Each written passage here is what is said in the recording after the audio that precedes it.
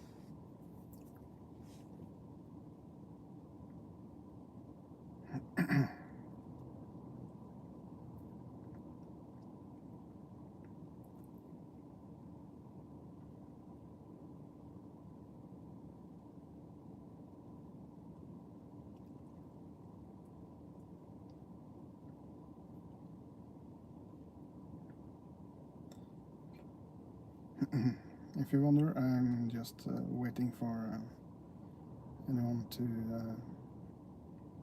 be in the chat here.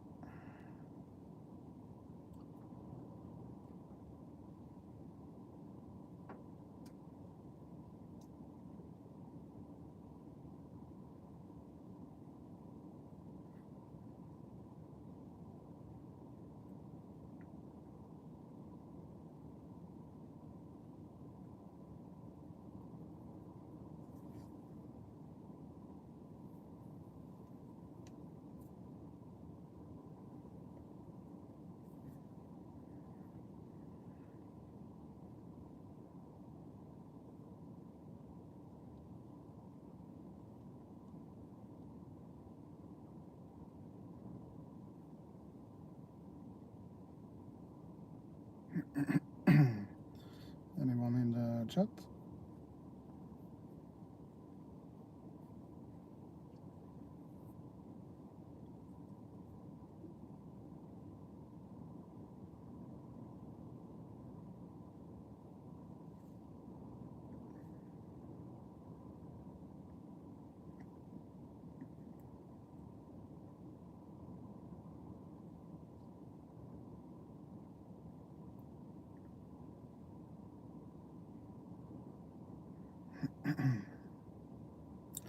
I think we got around 15 minutes until the train will come.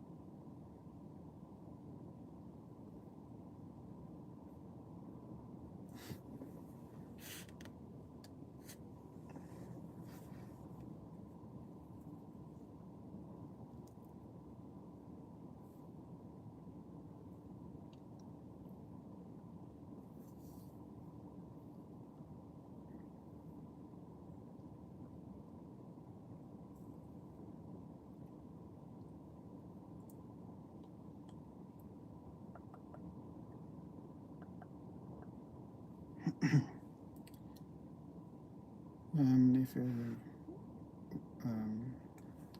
want to ask a question or something like that, just put it in the chat and I will try to answer it if I can.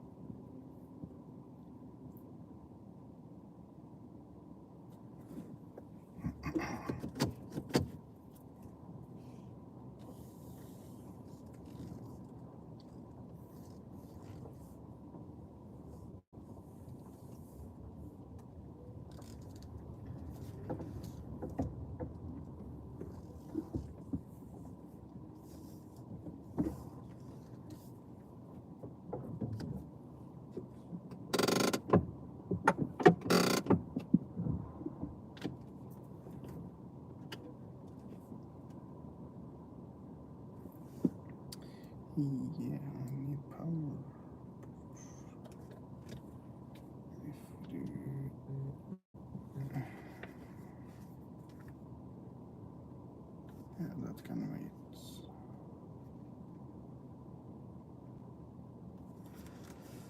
Jeg kan ringe opp igjen etterpå. Det starter akkurat en direktesending, så...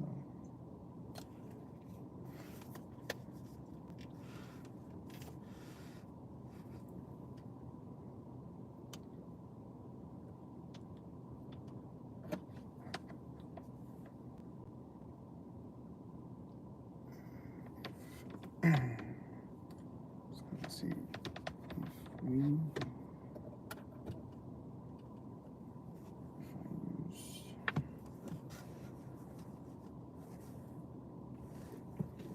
If I use this cable, perhaps.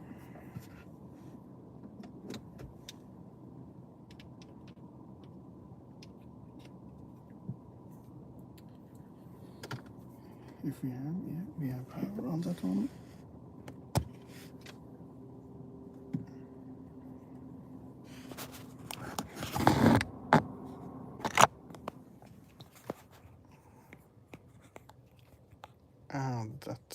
Oh, damn it, it's hot. Your guys are really hot. Really hot. Damn it, hot. What do we do?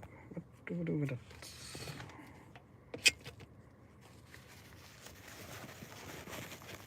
Yeah. Try to do it like this, perhaps.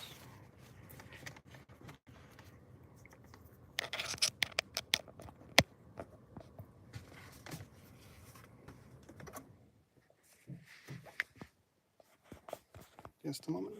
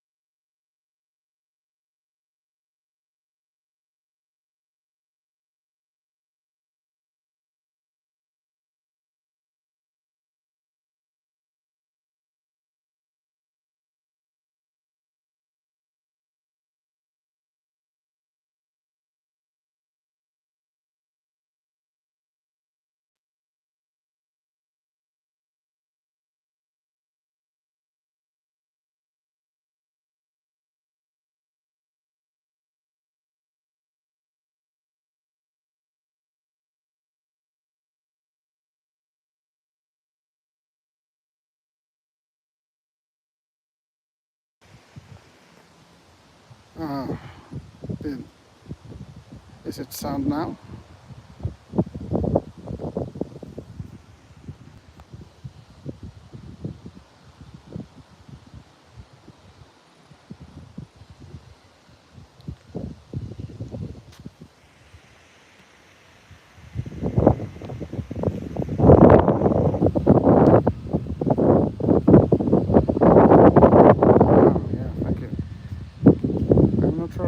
Happened because that was not my intention, but thank you so much for telling me. I of course told you some information and stuff like that and I showed the map and a little bit before.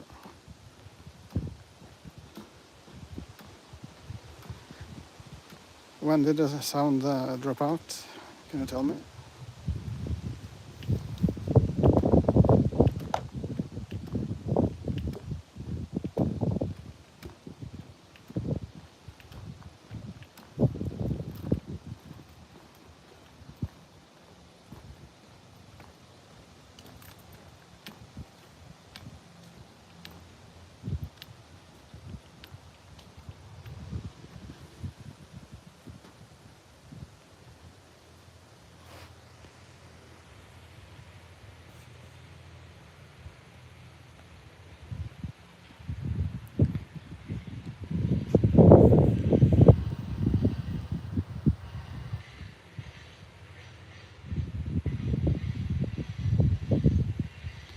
But that can explain why I didn't get any response at least.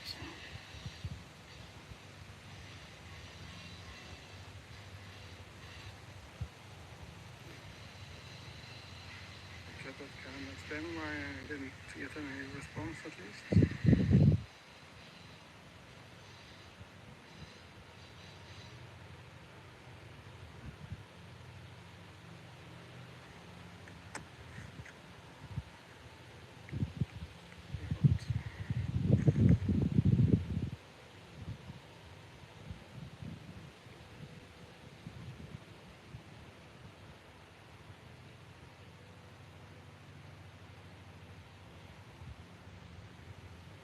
Yeah.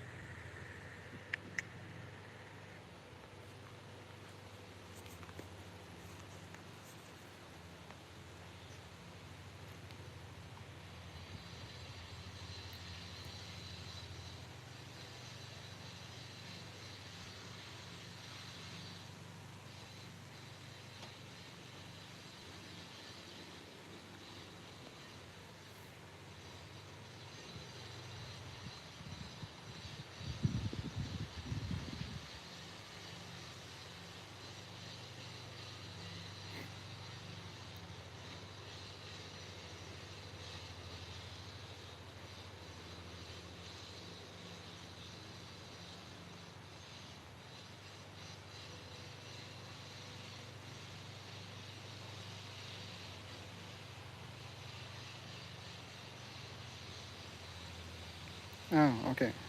Yeah, it was when I laid down the phone in the car, I think. The train should be here really soon if it's on schedule.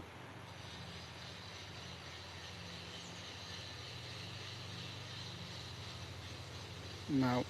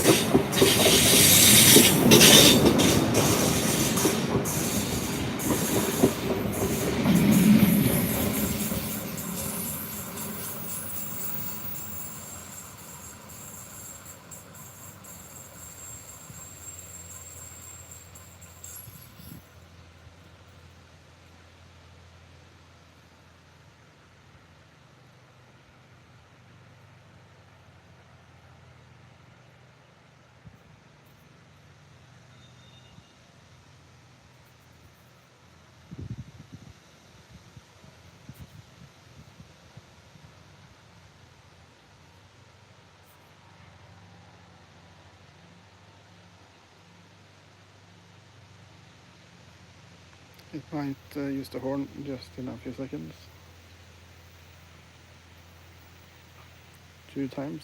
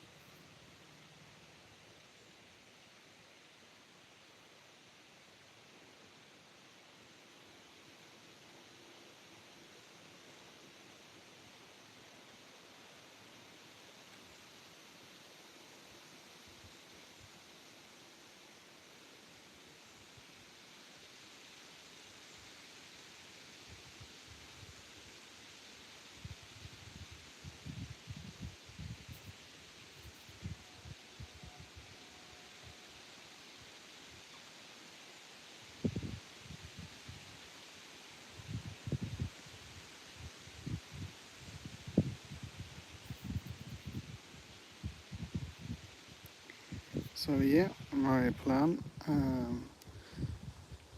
or plan-ish now, is to just be here for a few minutes and show you guys the new platform here at Eidsberg station, just south of Mysen in Indre Østfold, Norway.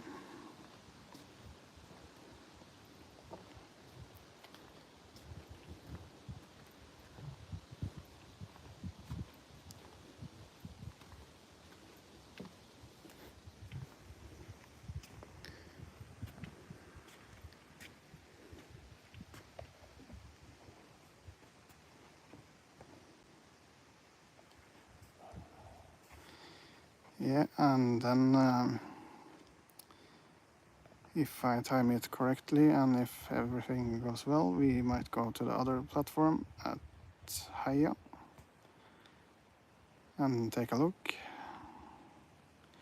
I think also they have started or preparing to start to make a new platform at Rakkestad and Slitu also, where we streamed last, I think, or last week or something.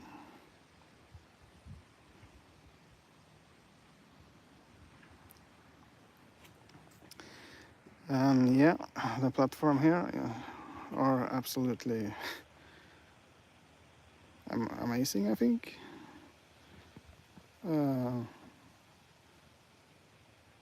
Of course, I think that the design perhaps could be a little bit different and stuff like that, and a few things here and there, but it's not bad. It's actually quite steady, really steady. I can't make it move, so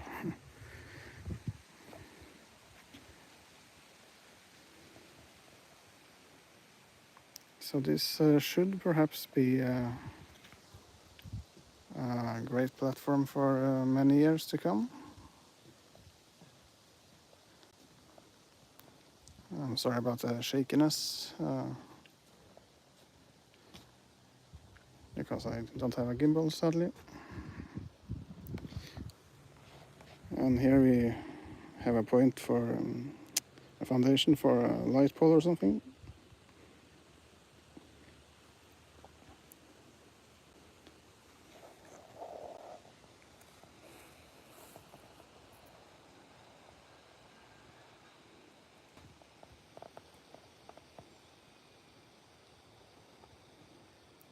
This is a really small fly.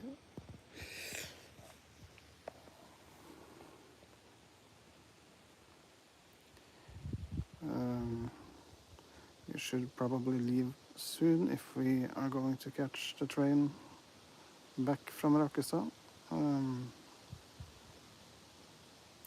I have already been to Heia today and yesterday and on Monday, actually.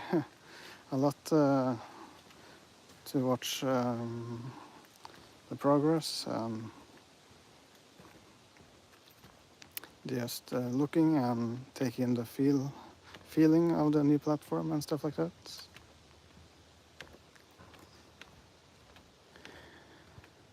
Here we also have a foundation for a light pole. Oh, this was new. Ah, that was what he did last evening or something, I think. But I think this area should be used for some parking and stuff like that, so it's weird that they don't fix that when they have the machinery and everything here.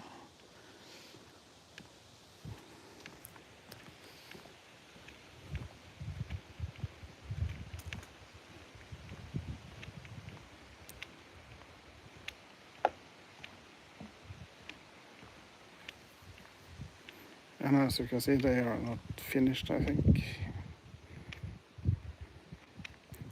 There's a few things here and there they are not done with. And I really like here that they have all the style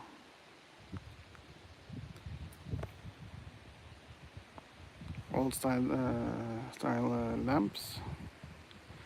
And this is actually quite interesting stuff because they have LEDs.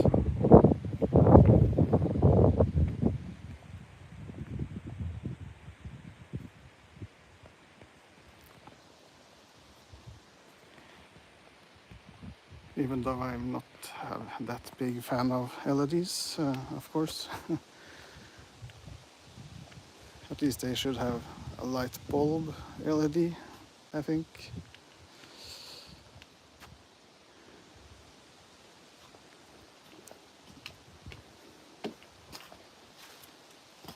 And here they actually are. It's not so easy to see, but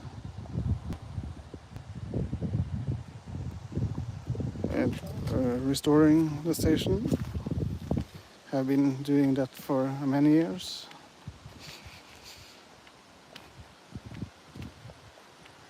Here, sadly, we have a casualty.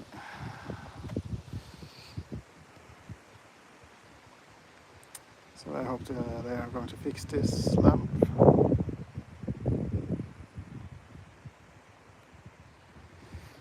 But at least it's in the old style, so that's nice.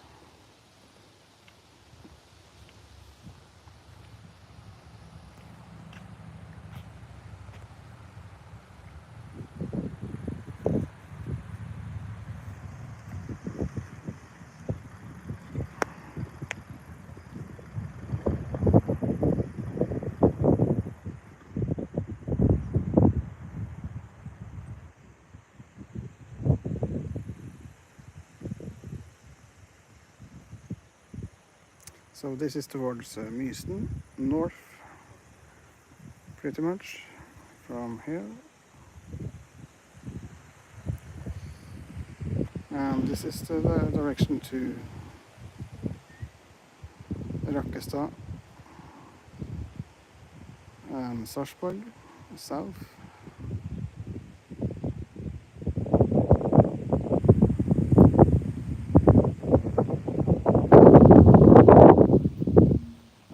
I also think we could have had a nice view if it wasn't for the trees and a couple of houses.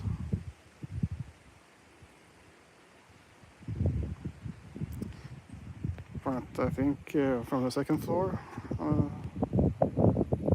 it should be quite nice.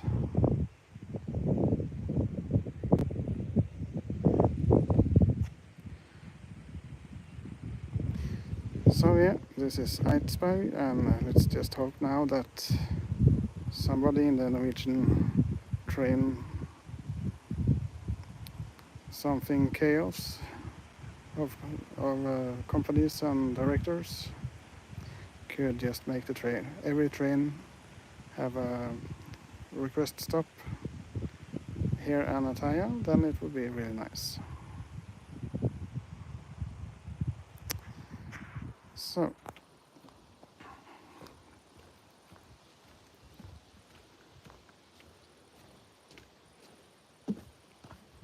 and here I think we have some foundation for perhaps information screen or something, or yeah, I think at least this is something like that.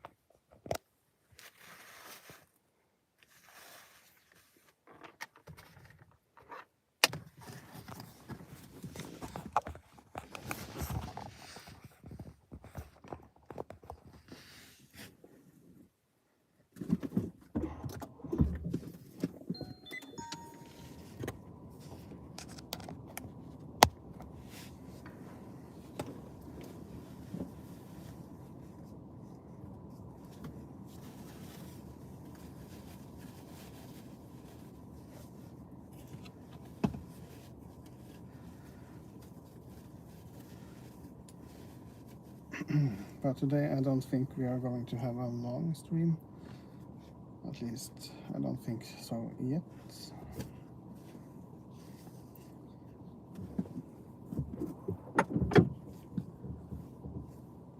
But at least I wanted to show you guys this stuff.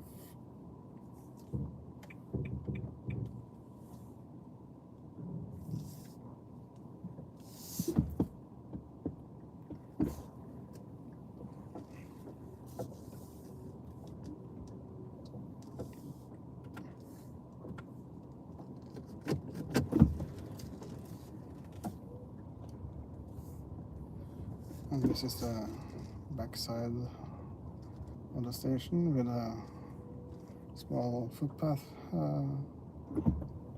and the old toilet building that basically should be open.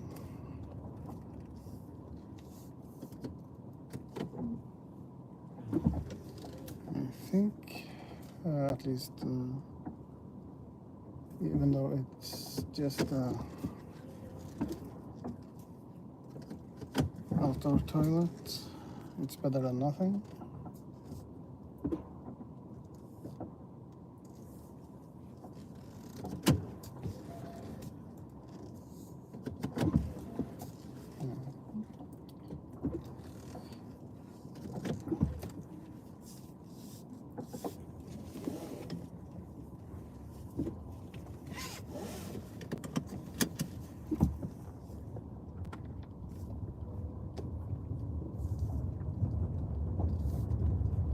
And please tell me if the stream drops out. For the most part, can't find that out if no one is telling me.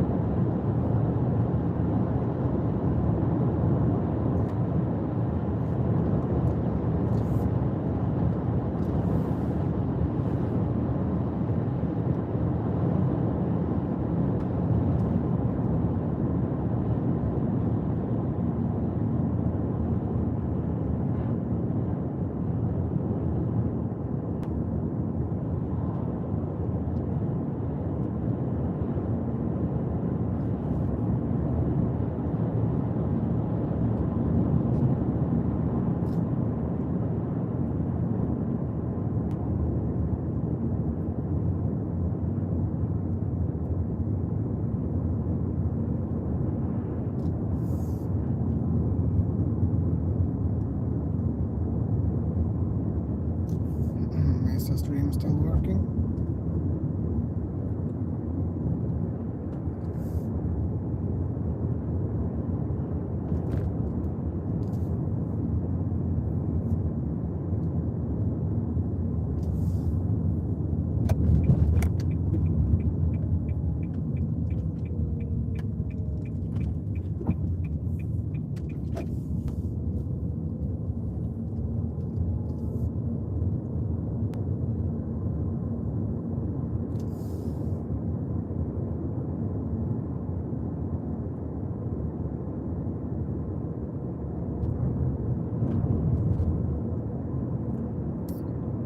Is the stream still working?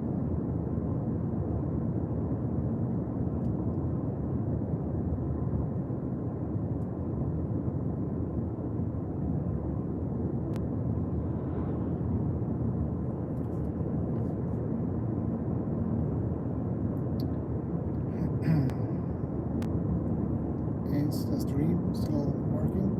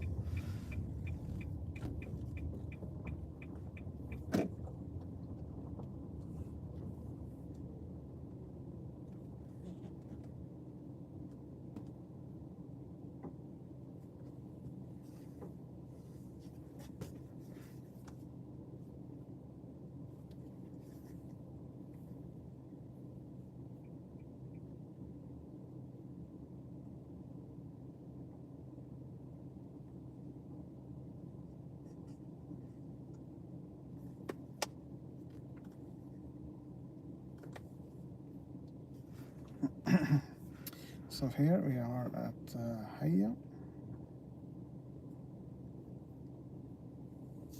And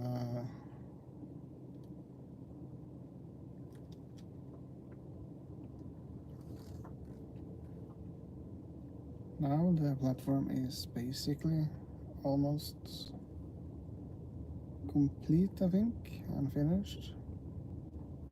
And just a few small things like the light poles and maybe information screen, and clean up a little bit.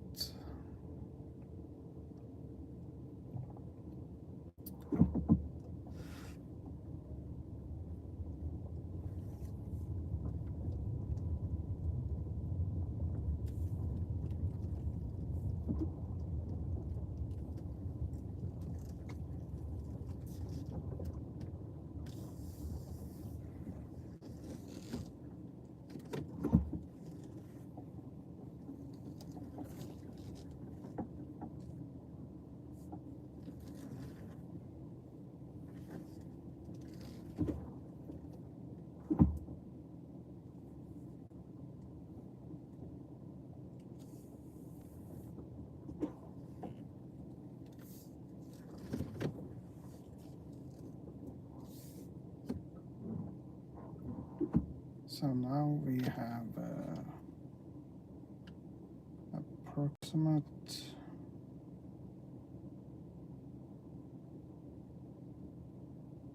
20 to 23 minutes of watching the platform before the train.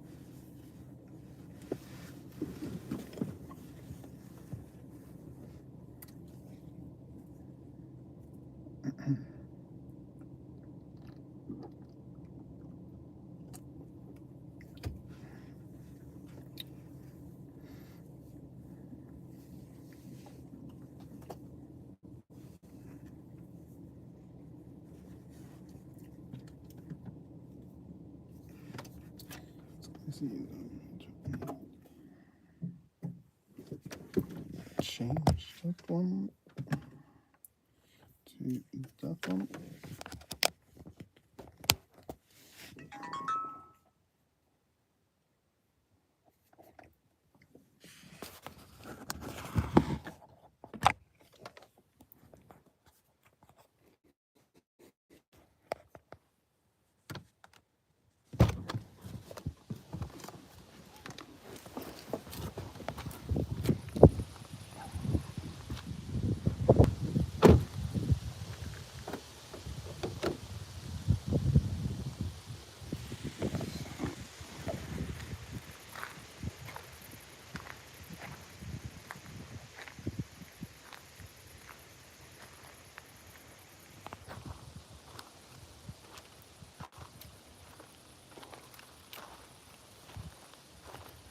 And I forgot the phone again, I think, of course.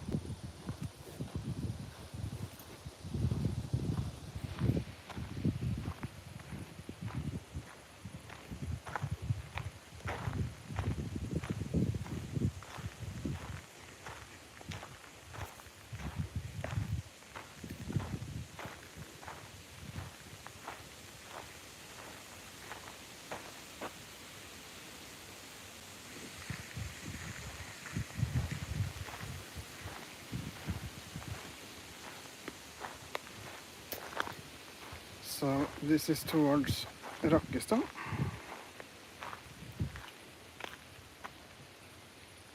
And I'm not sure if you can see that. Yeah, I can.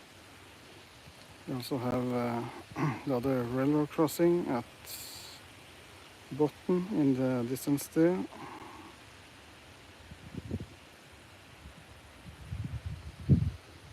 It's not too easy to see, but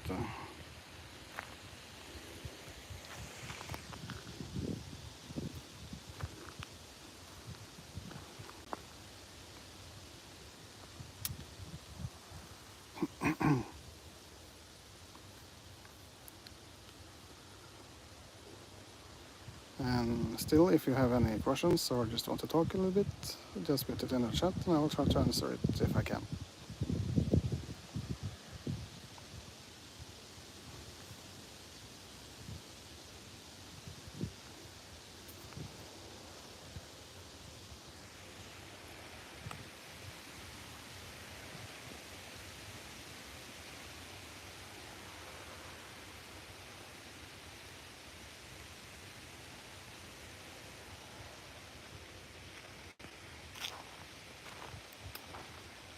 And here we see the foundation.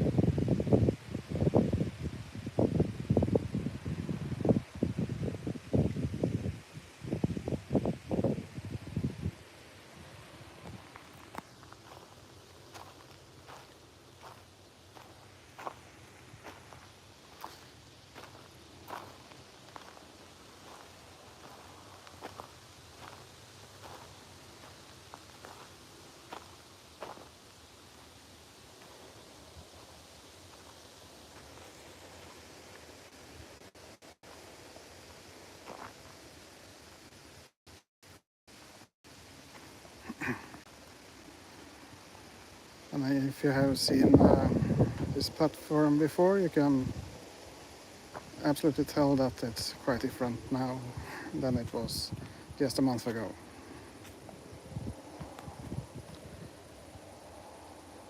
The platform used to just be actually a little bit lower than this waiting shed, I think, and just a gravel.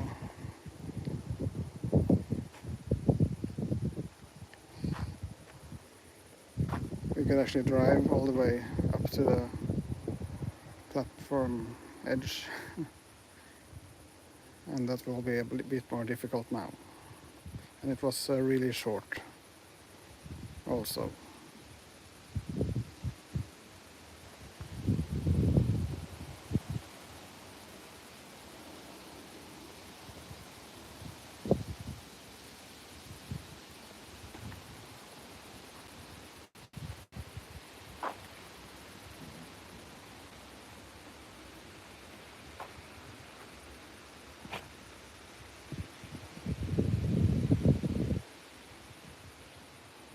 Cozy little place.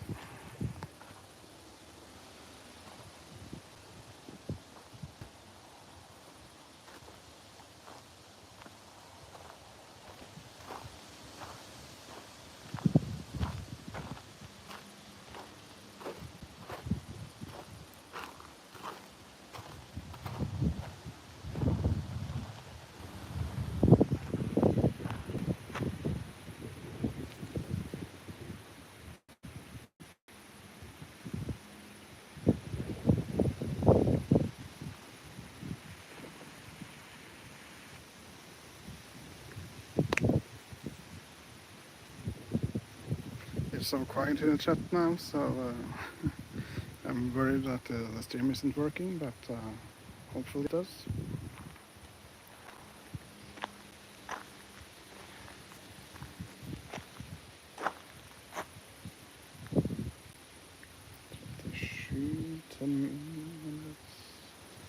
About just under, around 15 minutes until the train.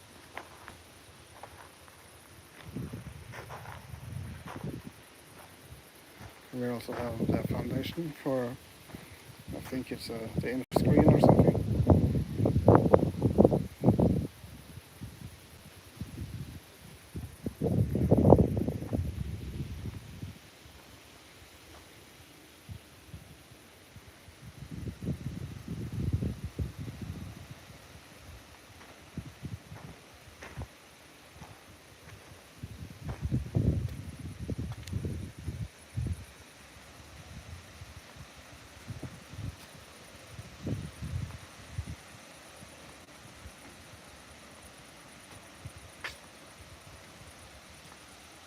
And here I think it will be a stair.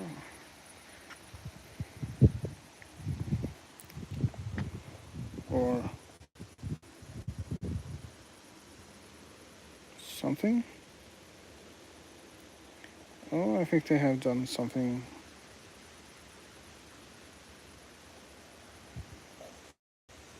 Wasn't it supposed to be a stair here?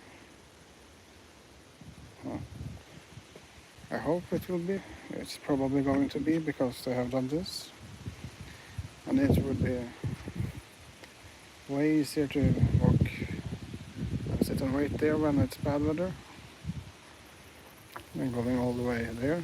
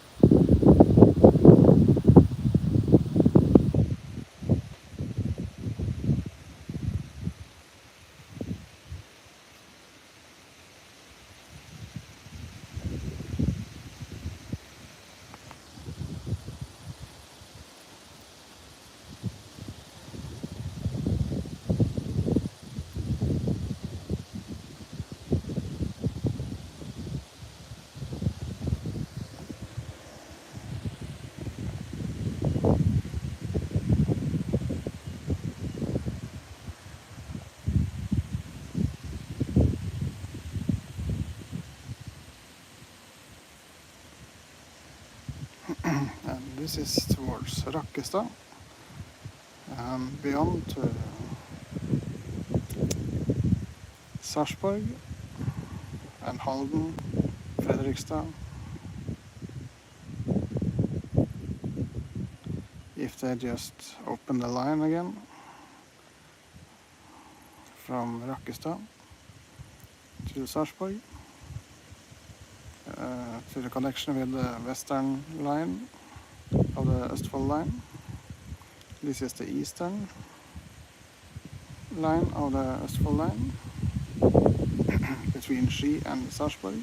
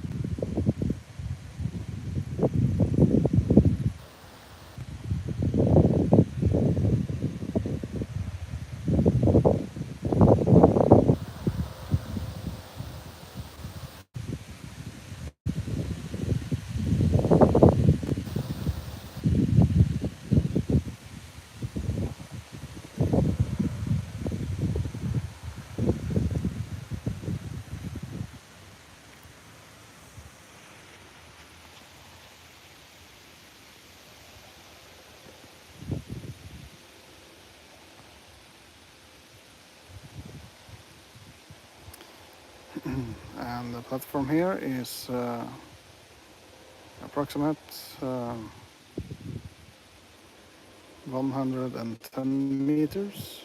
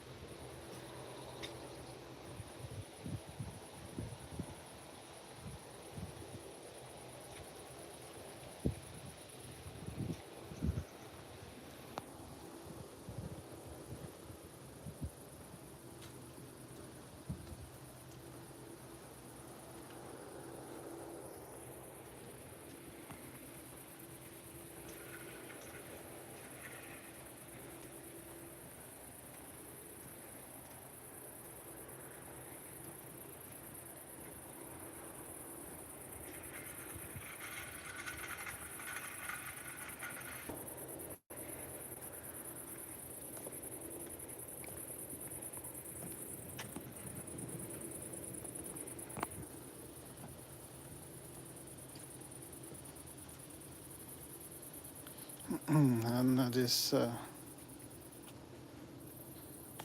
fall here seems like it has seen better days.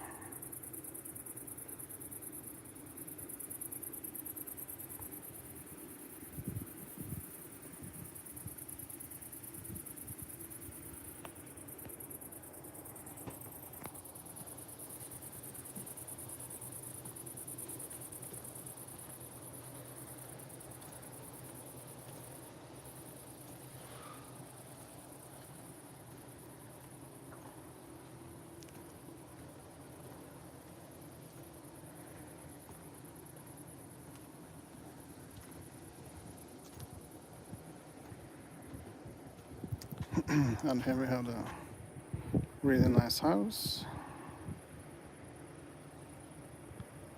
And a really nice car.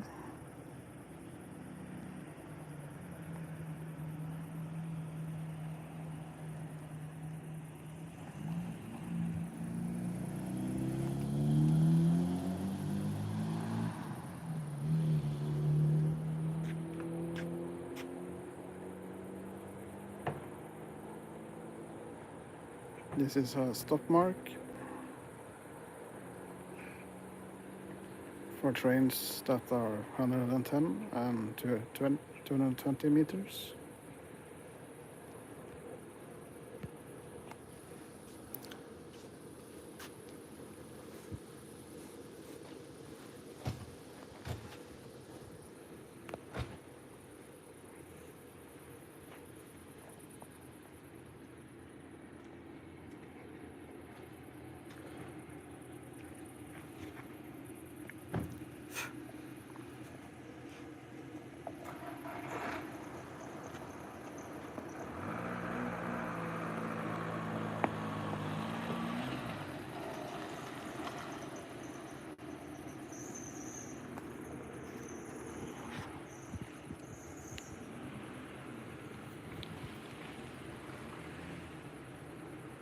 And I think the train are supposed to leave Rakkestad just at this moment.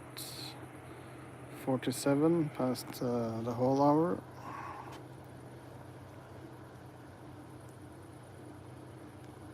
At least, I hope that I'm not mistaken.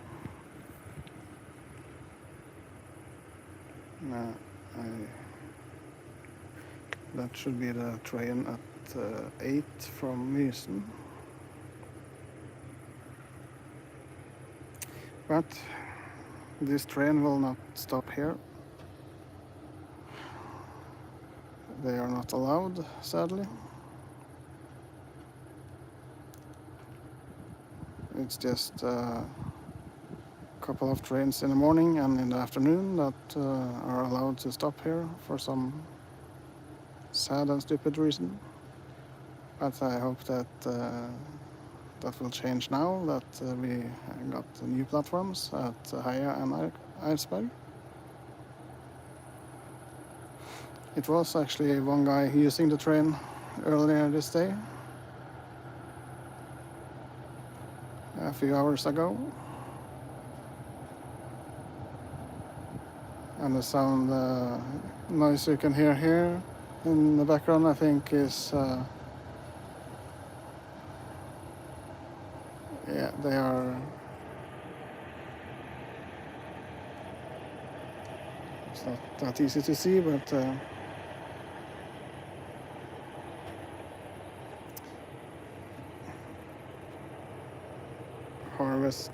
they are harvesting the fields here now.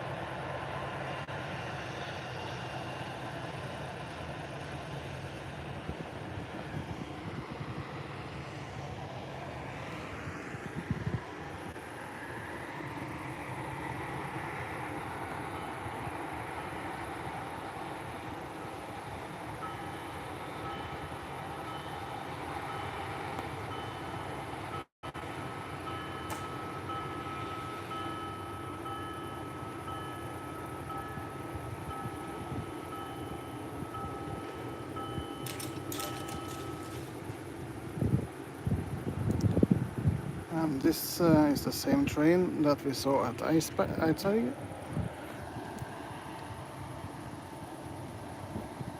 That is now returning towards Mysen and Ski and Oslo. So this should be the same driver, I think, and perhaps the same conductor.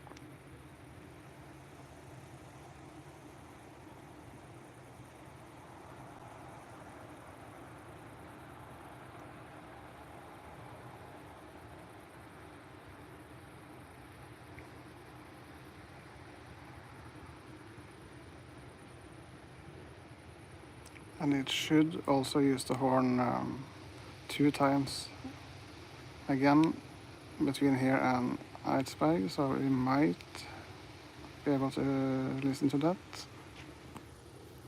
in just a few seconds.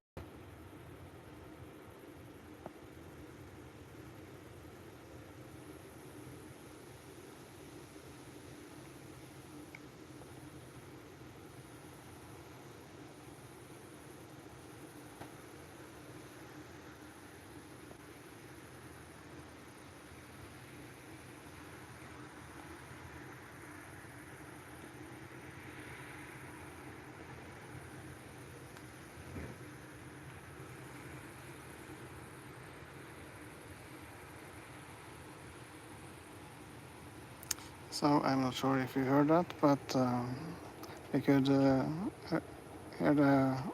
At least I heard the horn in the distance. And actually, it was a really nice train driver that was saying hi with a horn and waving to me, and I waved back. So maybe he remembered us from Eidsberg, or another day when I've been here, or earlier today perhaps. And I took some more pictures and filmed a couple of more videos.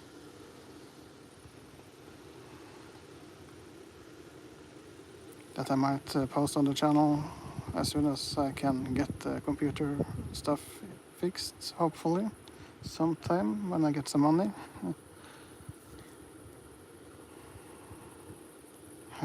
Yeah, right. That's going to be a while. But at least I hope that I can find a solution in a not too distant future.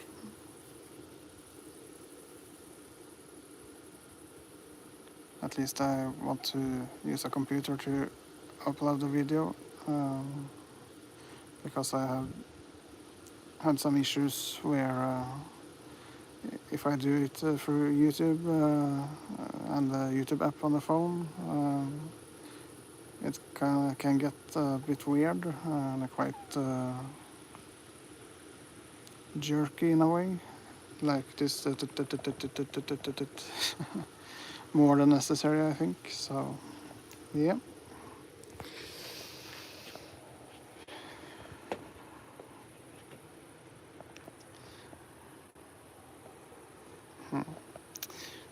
But at least this is the new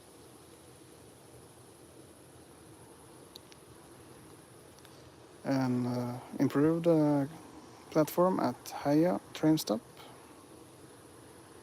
Just between, it's actually a bit funny because the border between Indre Østfold and Rakkestad municipalities are actually crossing just through the station area here. I'm not quite sure exactly where, but one part of the train stop here is actually in Indre Østfold, I think, and the other is in Rakkestad. Or something like that. Or if it was on the other side or something, but at least the border is just going through the station area here, train stop area. But we should also in just about 10 minutes or so. 10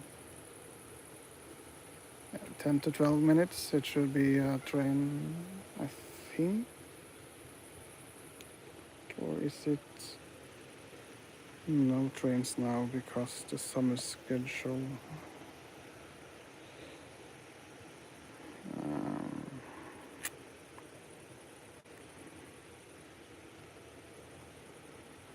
And by the way, we are now here.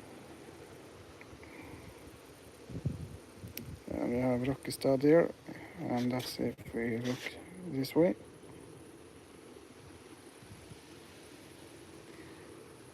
And then we have Mysen on top of there, and we have... oh, nice, they have put some... That will be... And here we have Eidsberg station, where we was starting the stream tonight with some sound issue. I'm sorry about that.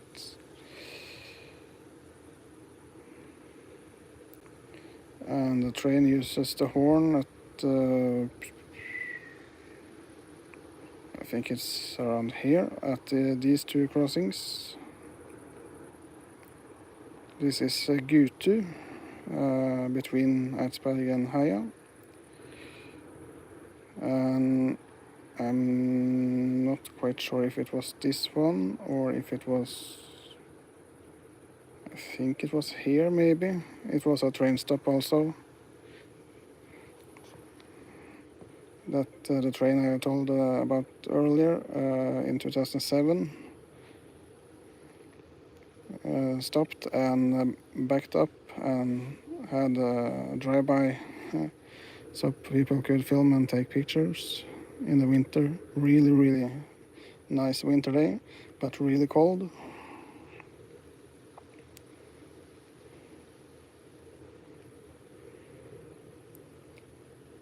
And it also was a train stop at Koen here.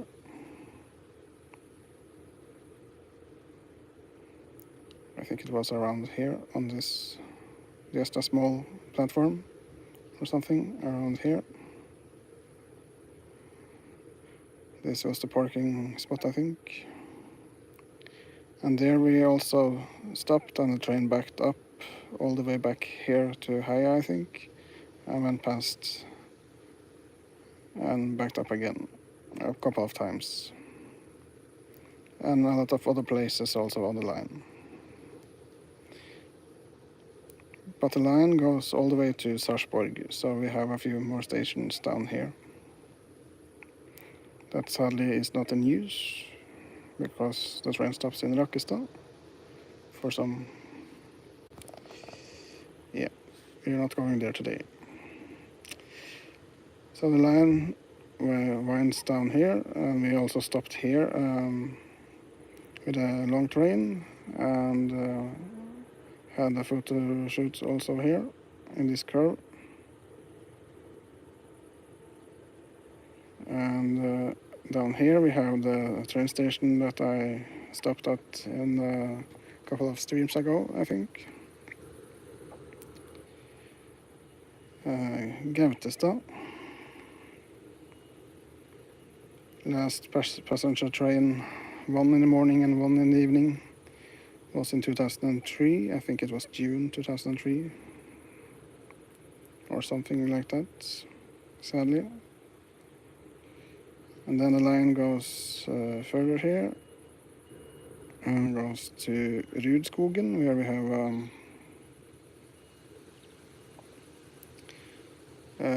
motor sport center or something. It's quite famous. So that would be nice to have trains there, and the old platform I think was around here-ish in this bend. And it also actually was a small platform here in this bend. I think because it's some area to walk and stuff in the mountains here or something. And I just need to check yeah, we have a couple of minutes more. If the train actually, that was what I was going to check.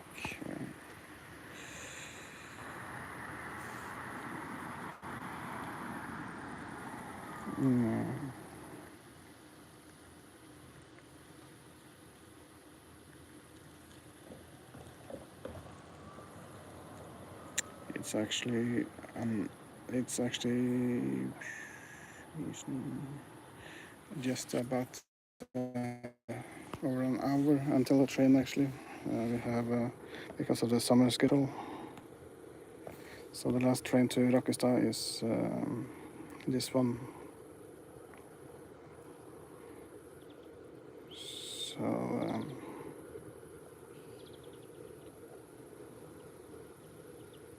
and that is also not stopping here, because it's just a couple of trains in the morning and in the evening, or afternoon, I mean, that sadly stops, even though they have started to run the last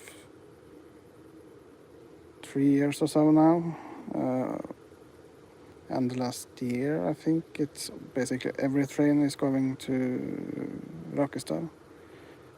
It was some weird stuff the first year or two, but before that it was just a couple of trains in the morning and evening, afternoon.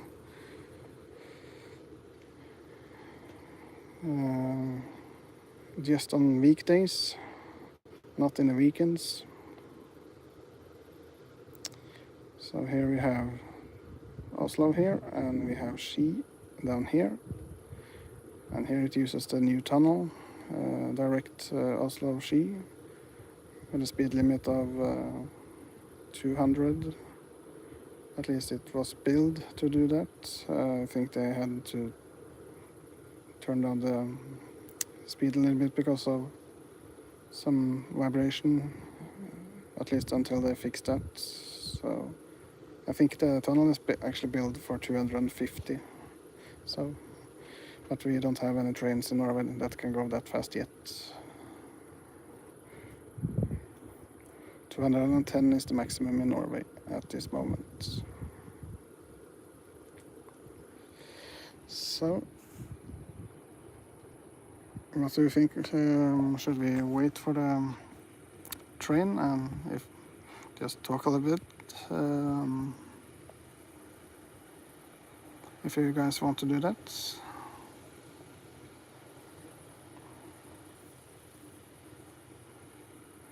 You could at least inspect the platform a bit more and take a look. It's surprisingly quiet in the chat now, so I'm not sure if it's working. Can you please just put it in something in the chat so I can see if the chat is working?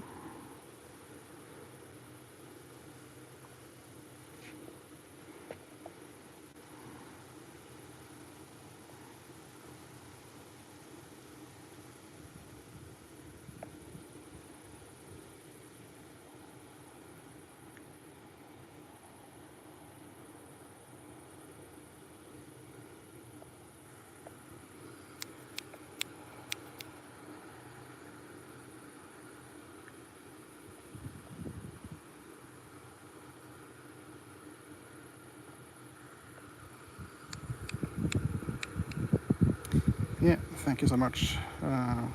At least that then I don't feel that alone.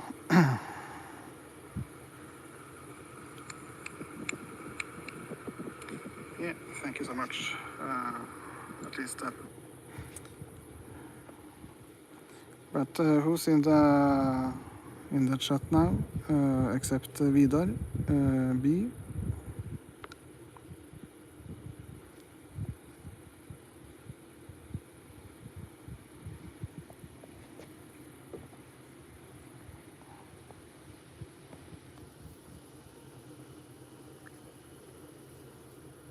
And how are you? Do you like the stream tonight so far?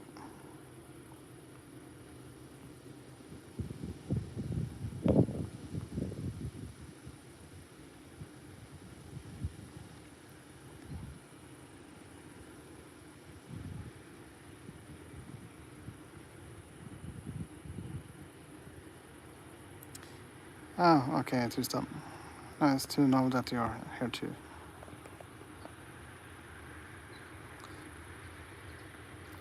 What are you doing, and how long do you think you are going to do that?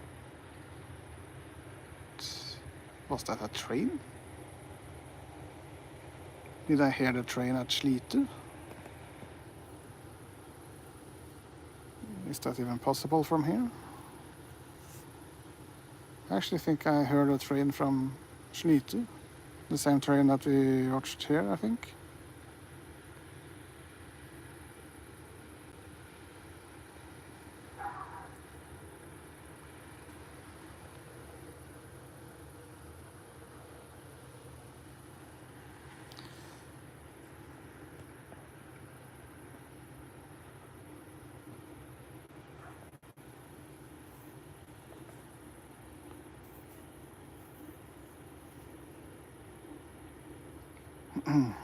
Is there anything you want to see? Some details on the platform or something? Or have some questions about the line or anything that I might be able to answer?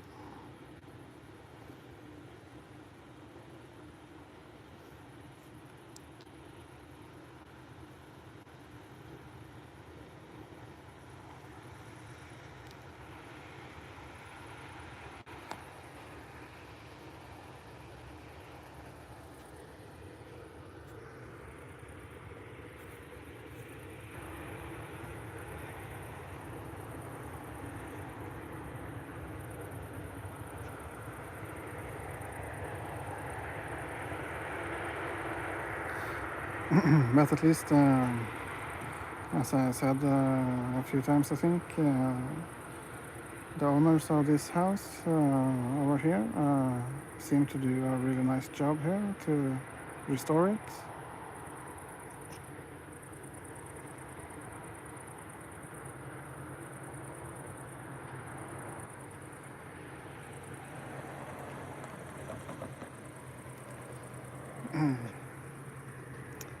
And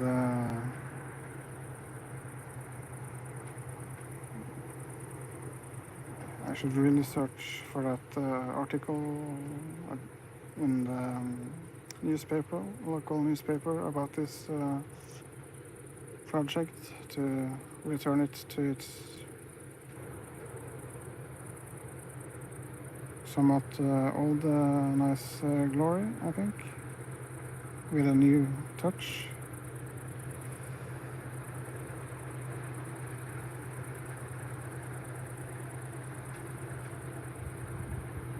So I hope you are, if you are watching this stream one time or something later, thank you so much for doing this and restoring the house. And I hope it's going well for you.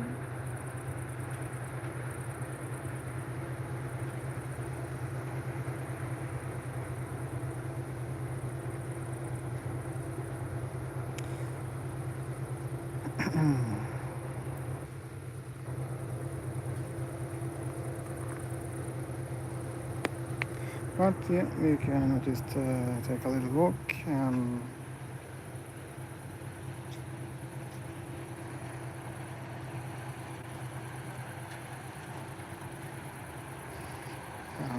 take a look at the platform.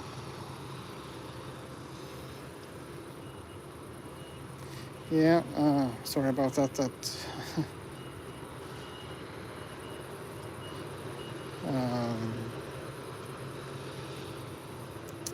I know that a lot of my streams are sadly in the evenings and late evenings and early morning hours, but today I didn't plan to stream today either, but I thought now when I had been here filming a few hours that yeah, I needed to show you guys the new platform in the daytime.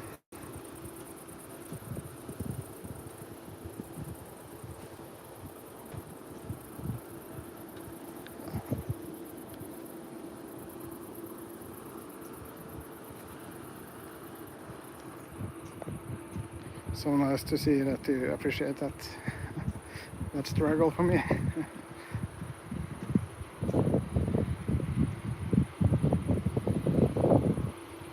Oh, thank you so much for the like.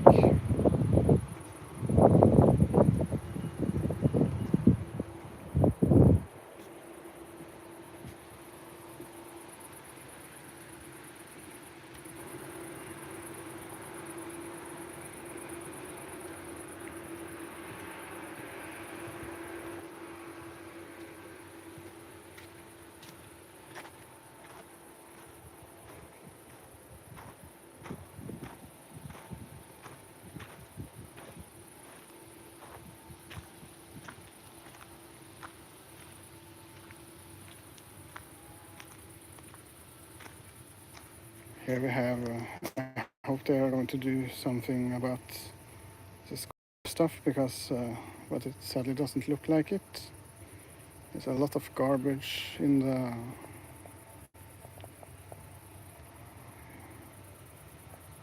I picked up some plastic lid and stuff like that earlier today. And I have seen some screws, I think, somewhere.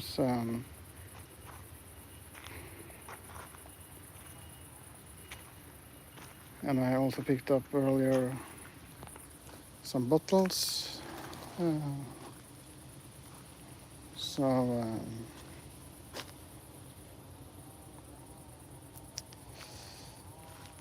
That's sad. Normally I don't think they care too much to actually clean up and take care of things. That's not the first time I see. Here we have a screw also. And that can puncture tires and all of that stuff. And I picked up some other nails earlier also last week, I think. So it seems like it's, for the most part, sadly, just about the money.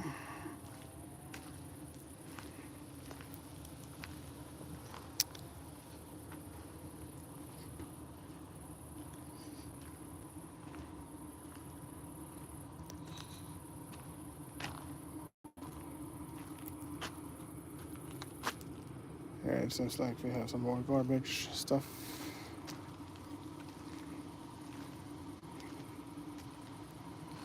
And here we have a crowded place for the light pole.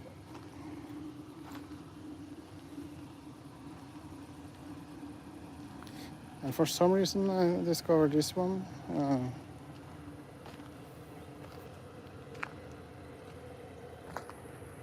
Are they actually going to have two light poles this close to each other? Or is this something else, perhaps?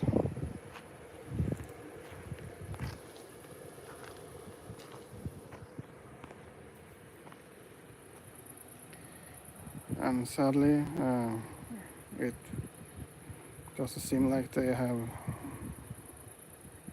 think this through and made a stair here. And this should really be a stair, at least on this part or something.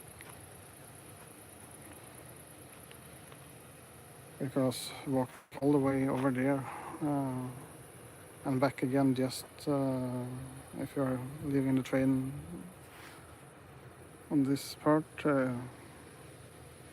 Yeah, I think young people probably will climb here or something, but it should have been prepared, I think. With some stairs.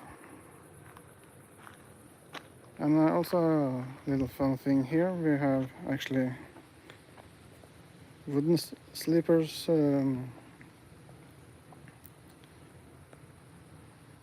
probably where the isolated joint, or what is it called? Lask, limskjøt, I think we call it in Norway. For the old railroad crossing detection system. Maybe we have some old not pipes, but wires also. But today it's axle counters that detects. They are counting the axles onto the crossing and off, exiting the crossing. You see on the other side there. This yellow stuff is just to mark it and protect the axle counter from the snowplow or something.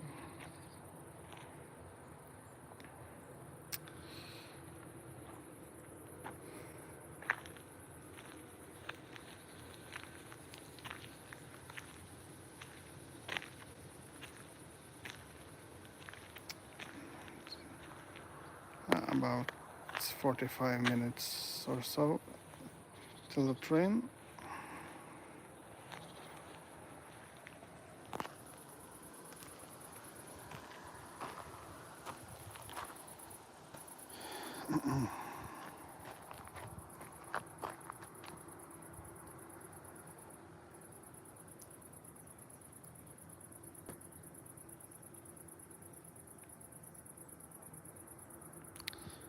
Just trying to make the thumbnail for the stream, perhaps, at least.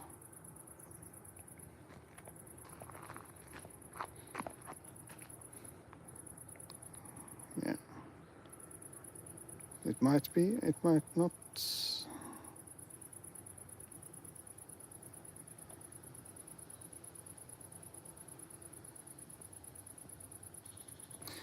Just have to see.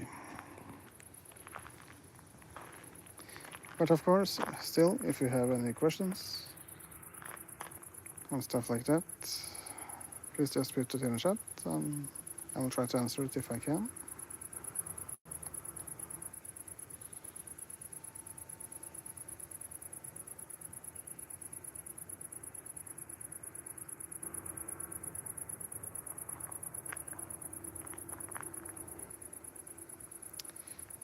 Or if you have anything you want to talk about, feel free.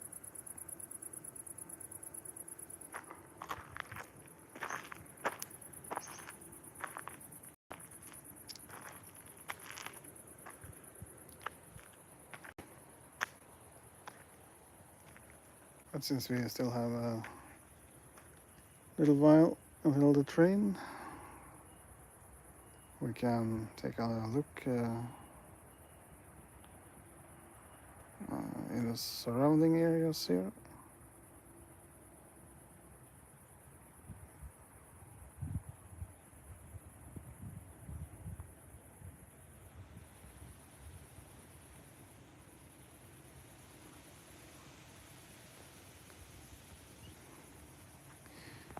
And this is also an old house with a bit more old feel, funny color, lightish, bluish.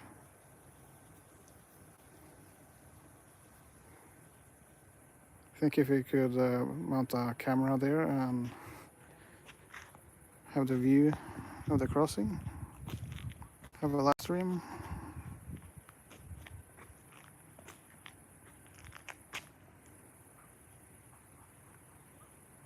Or from the other side, perhaps.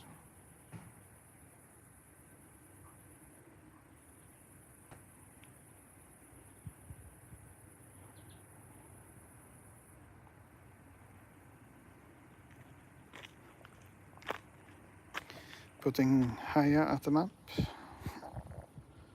A small crossing and now a bit bigger train stop on the map, yeah.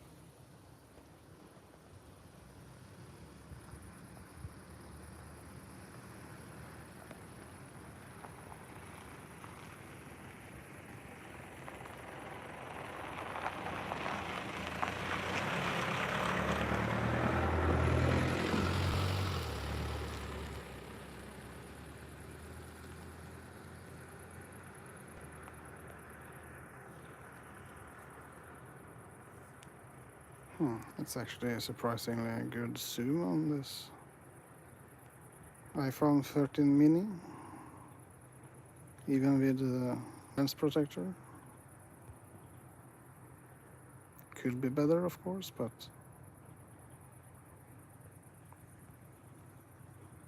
at least this is towards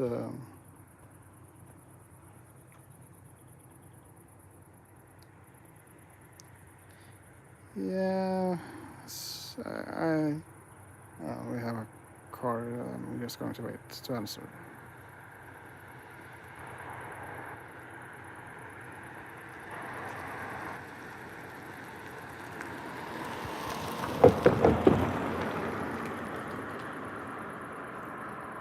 Is it a bird on the track over there, or a cat? Some sort of animal, at least. Yeah, Vidar.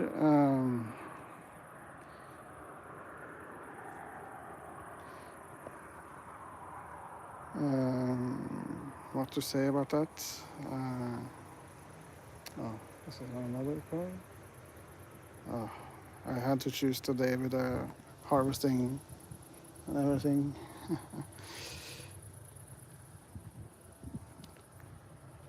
Well, what I have told you guys basically is it's just a small percentage of what I know about railroading and stuff like that. So, but officially, I don't have worked on in the railroad as a job, but I have been interested in trains and especially railroad crossings since long before I can remember, basically. And damn, another car. I'm sorry. Just a few.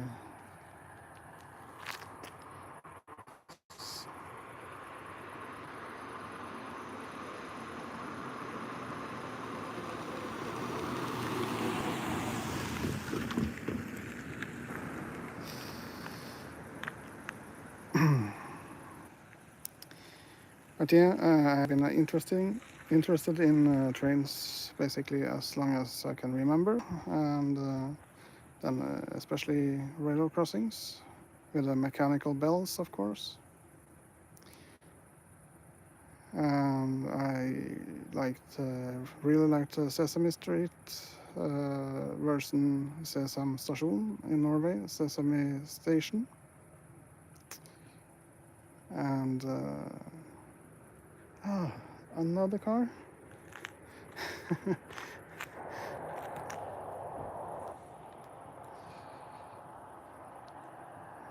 Just a few seconds again, I hope.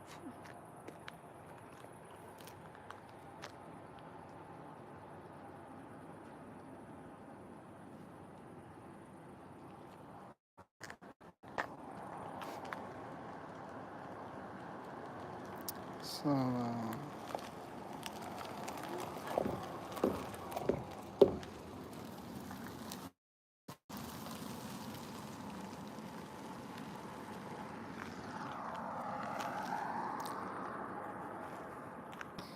but yeah, what was I trying to say here?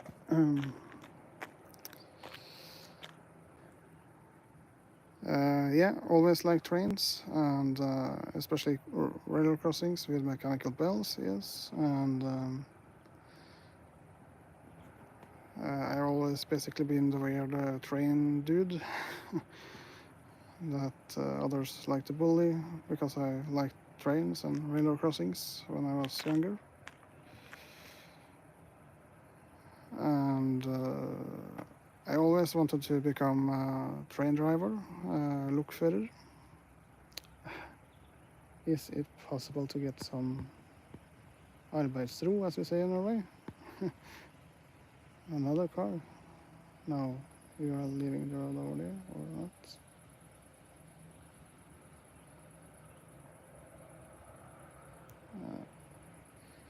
Perhaps.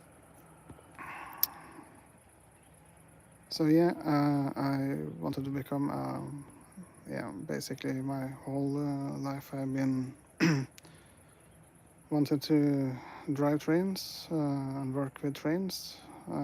That's basically in my blood, I think. At least it feels like this that way.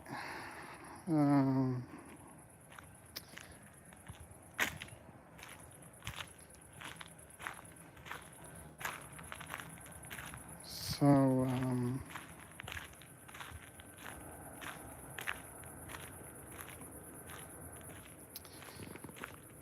just going to try to find a more quiet place again. Here you can hear the fan that I talked about a few streams also ago. The technical house for the crossing and stuff like that.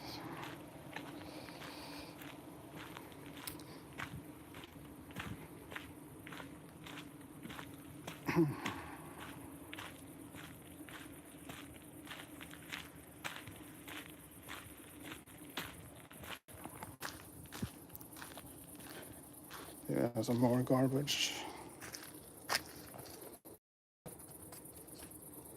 Oh.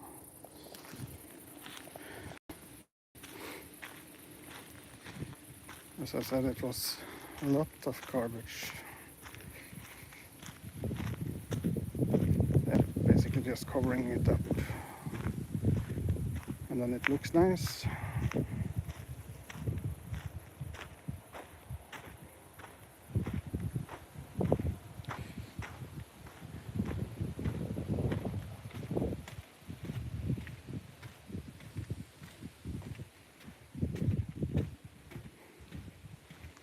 They should really make a bench or two, or buy something to put here. It could be nice to sit in the summer evenings and rest and wait for the train. And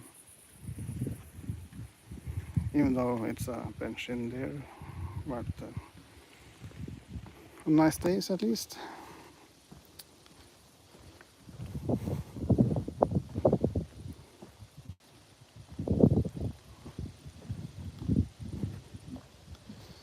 Just have to check the time and see. Yeah, about 35, 37, 7 minutes or something. Yeah. But yeah, perhaps this is a better view to talk about my interest in trains.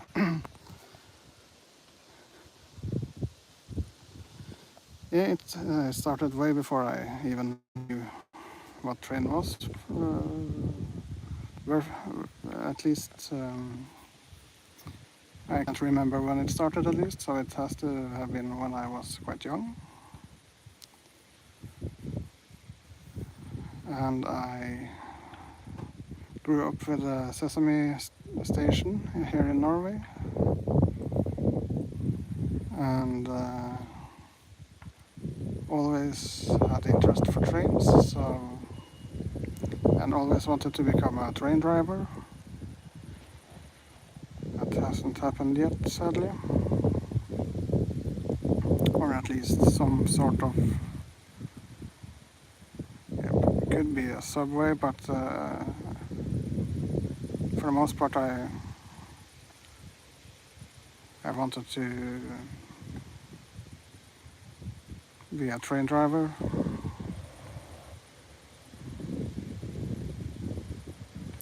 But at least some work with trains.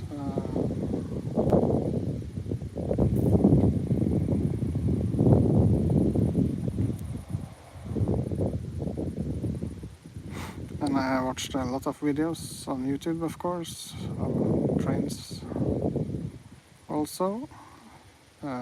Cab videos and all of that. And in 2001, when I was about 13 years old, I think,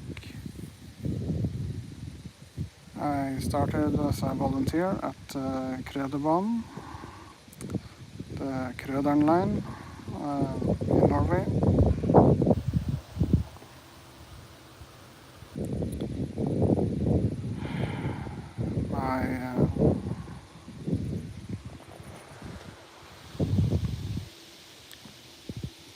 my basically real and true, only and true love in life, basically. I was really happy basically be able to do a lot of stuff within the railroad, everything from being in the train kiosk, the sale in general, and being in a ticket office, billeteur, traveling ticket inspector,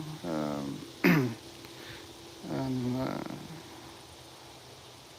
working also as a volunteer sporskifter. That's some sort of shunting stuff that, you're connecting the cars, a lot of stuff, and it also gives you permission to do a lot of other stuff, like being a manual brakeman on trains with no air brakes and stuff like that, and a lot of other stuff. We call it sikkerhetstjeneste in Norway, safety work-ish. I'm not sure how to translate that, but and I also worked with the steam trains as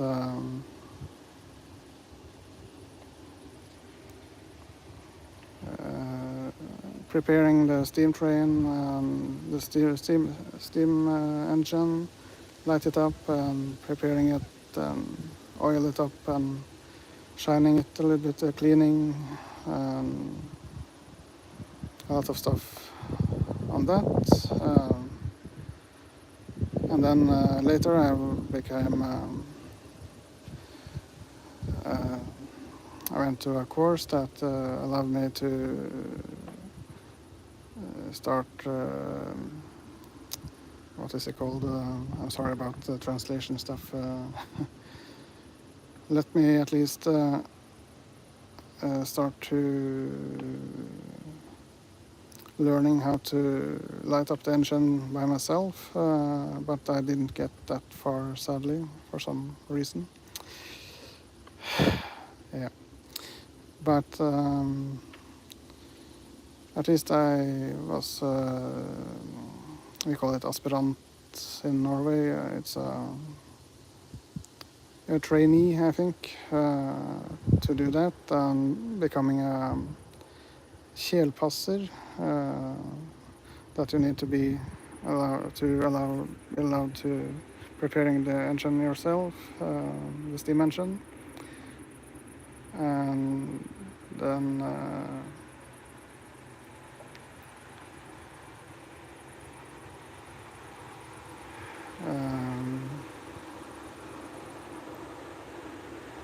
don't hope the sound is too bad on the stream with the wind and the harvesting stuff. But yeah, then I was a trainee as a fireman on the steam engine, and I was firing the engines 225 and 236 on the Krøderen line for a few years as a trainee.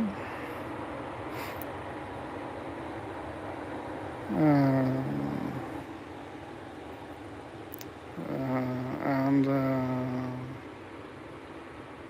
I also did quite a lot from time to time, some sort of track work, at least a few days and weeks of the year, changing sleepers and changing the joints between the rails, and yeah, just adjusting the track and putting on sand or and gravel to maintain the general maintenance of the line. And I also worked with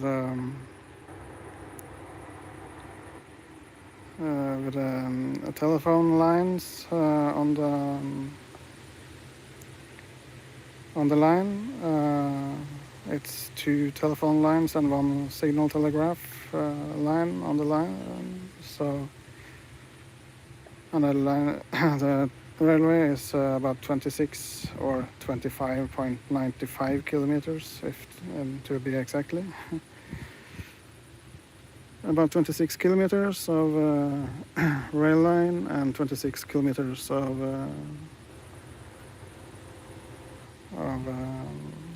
telephone lines, and a lot of telephones on the line and on the stations and everything. So I was a lot together with the telegraph master, and from time to time, and I also learned how to try to find the faults on the line by myself, and I did that sometimes, and I always listened to the line and stuff like that to see if I could hear some short in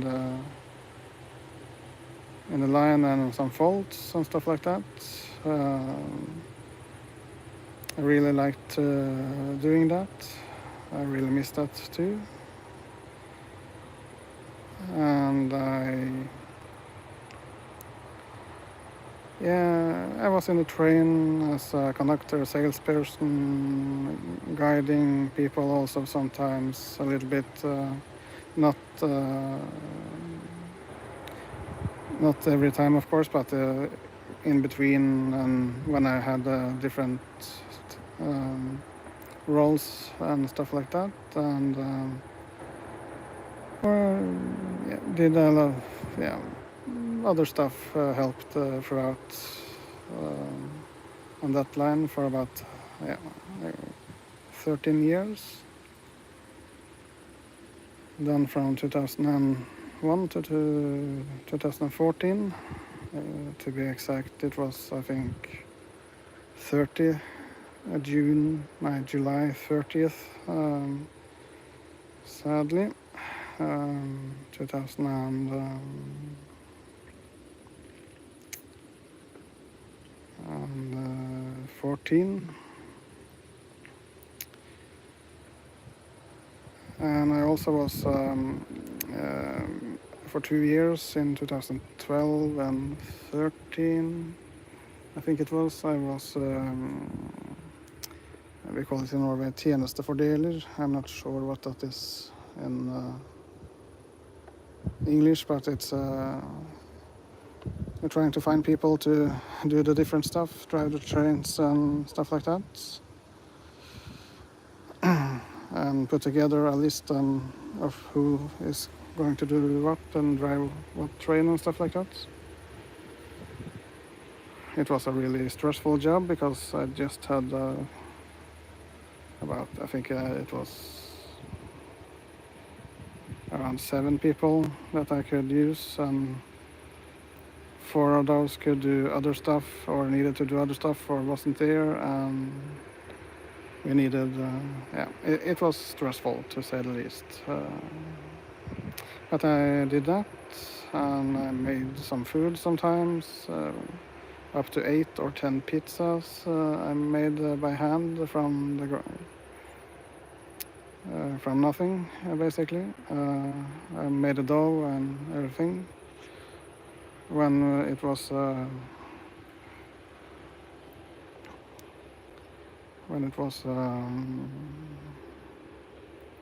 track work week.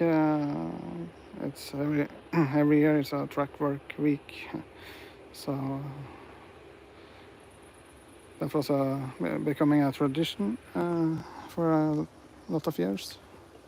That I made a dinner at least one day that week, and and other stuff I did yeah, you can basically, I think you say that you can just ask me basically anything about Grödeband, and I probably will be able to answer it.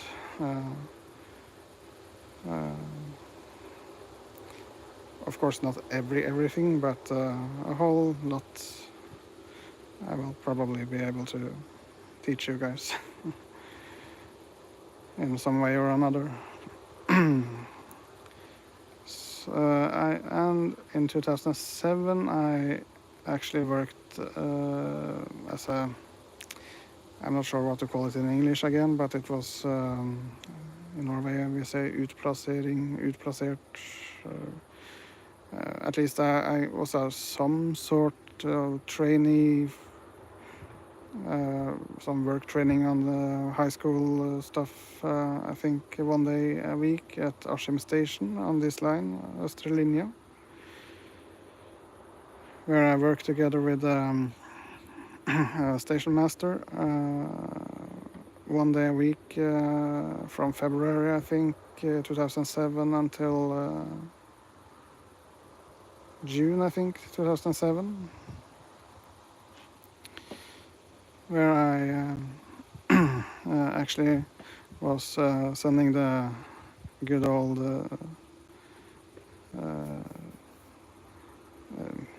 signal telegraph signals to the stations and asking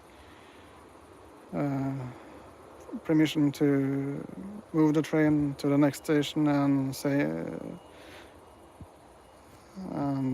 saying that the train had come to this station, and it's not in use anymore on this line now because now it's ERTMS signal system on this line since 2015. So now it's all done basically from Oslo. But it was manually operated, so, and I set the signals into the station and out of the station, and I also used to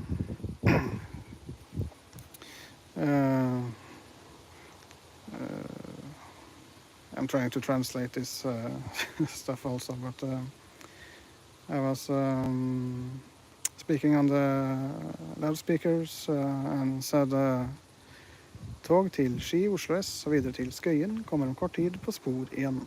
Det blir tog til Ski, Oslo S og videre til Skøyen om kort tid på spor 1. Example. That's an example that I used to say. That means basically the train to Oslo is soon arriving on track 1 and stuff like that, you know. Or if it was delayed, then I also told that. So it could also be like, I think, tog til Ski, Oslo S og Skøyen kommer om cirka 5 til 6 minutter, 5 til 7 minutter, om cirka 3 minutter, and you know it's, or if it's delayed, forsinka, or stuff like that. And that was really nice to be able to try that. So that was a nice few months. And I also, after that, I think it was from about June to 2007 to June-ish 2010, I had 2 days a week where I was working at a bowling alley in Ski. And did stuff like making waffles to the old guys that were retired, that came to play every day basically. And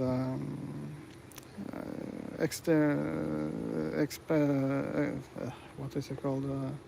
And handling the sales and preparing birthday parties, and of course the famous go into the machines and get the bowling ball when it doesn't return, and put up the pins when it, and try to troubleshoot that.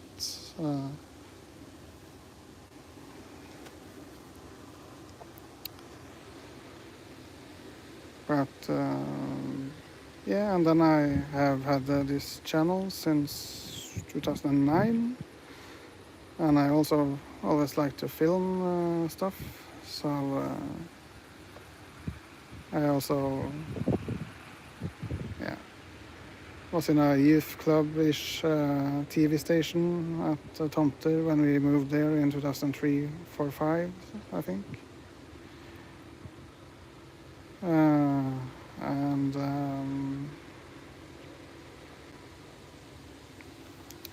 I just have to check the time again. It's still about 15 minutes.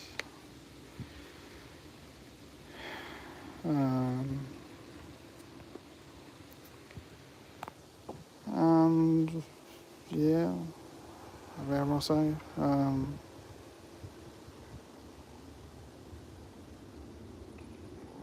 The channel. So I basically have combined a little bit of the interest for trains with making videos. And especially after they started to change out crossing bells with the electronic bells and shit like that, that I'm not too happy about. I desperately wanted to try to save the bells, and then the video skills come handy, so I started filming the crossings and put out that on the channel, and the rest is basically history about that. And then in 2019 at least, I started to try to clean up the channel a little bit, do it more somewhat semi-professional-ish, trying to make the channel easier and a little bit less bad place video-wise. And in 2019 I also had my first live stream from Solstøtte, I think it was, in Askim.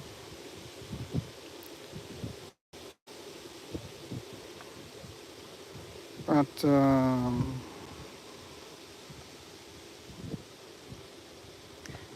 I basically, within railroad,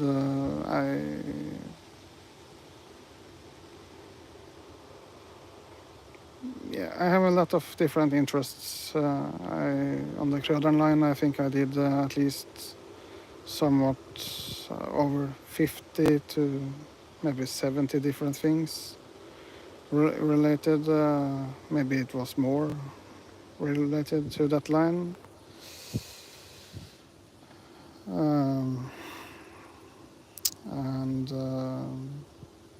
In general, just learning by watching videos and listening to other people, and I also have had the last years I really have had a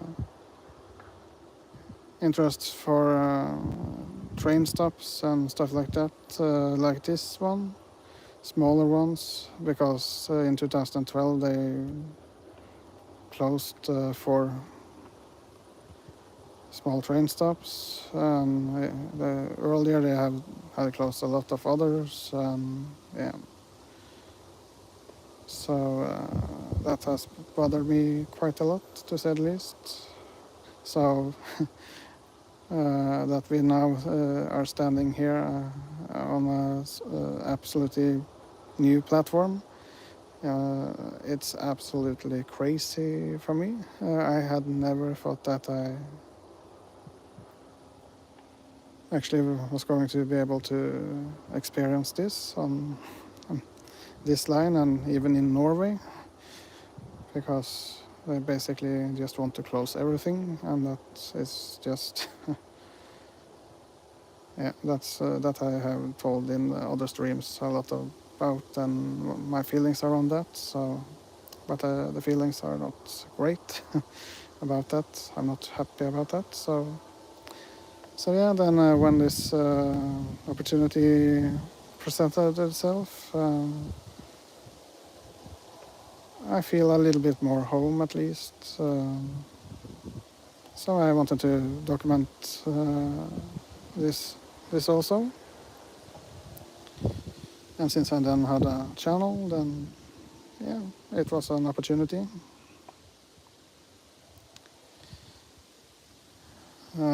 But yeah, to get back to your answer, now your question, I think, to try to answer it.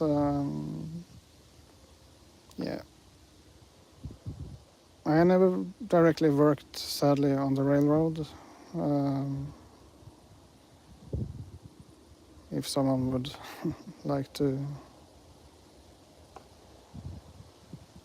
let me try, at least, I might be able to at least try. But yeah, that's also a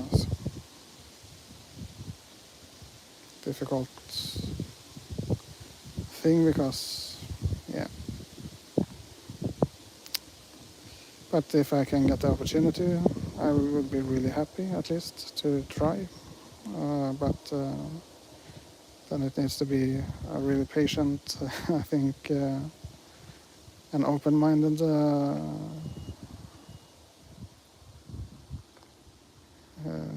person that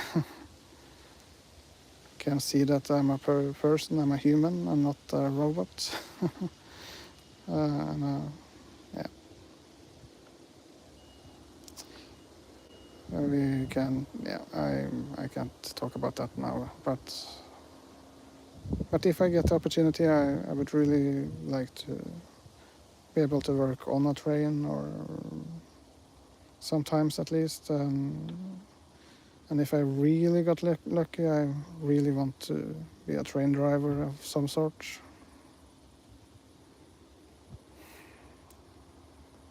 That's basically my life purpose, to help others and try to make the day a little bit better, and I'm quite service-minded, I think, at least. Not to brag about it, but I like that other people have a nice day and try to help them, and in general just be a nice person.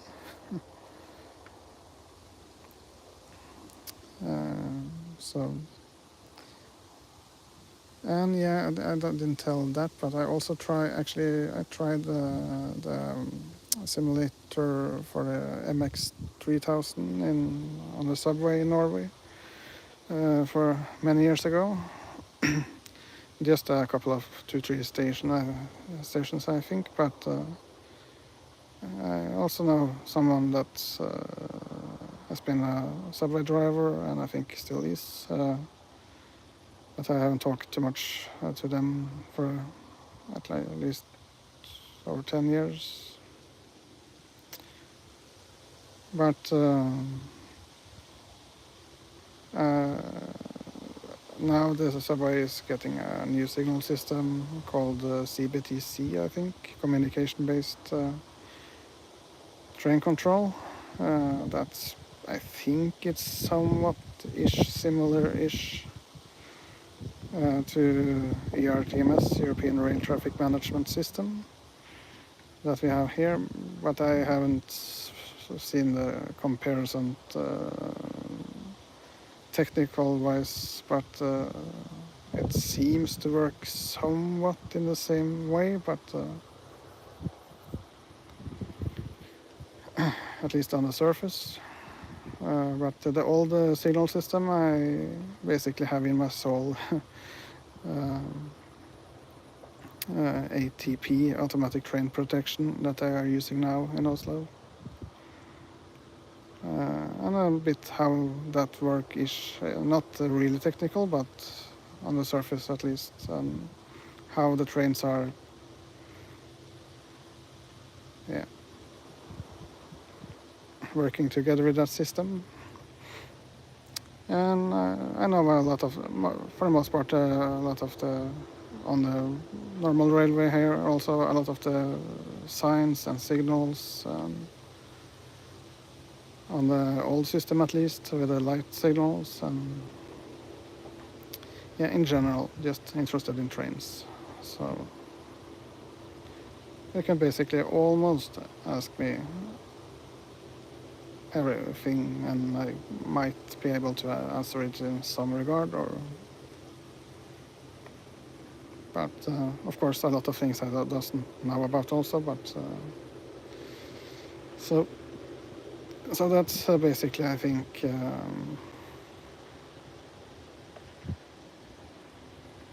the short version-ish of my history with trains. It might be some other stuff that I haven't thought about now, but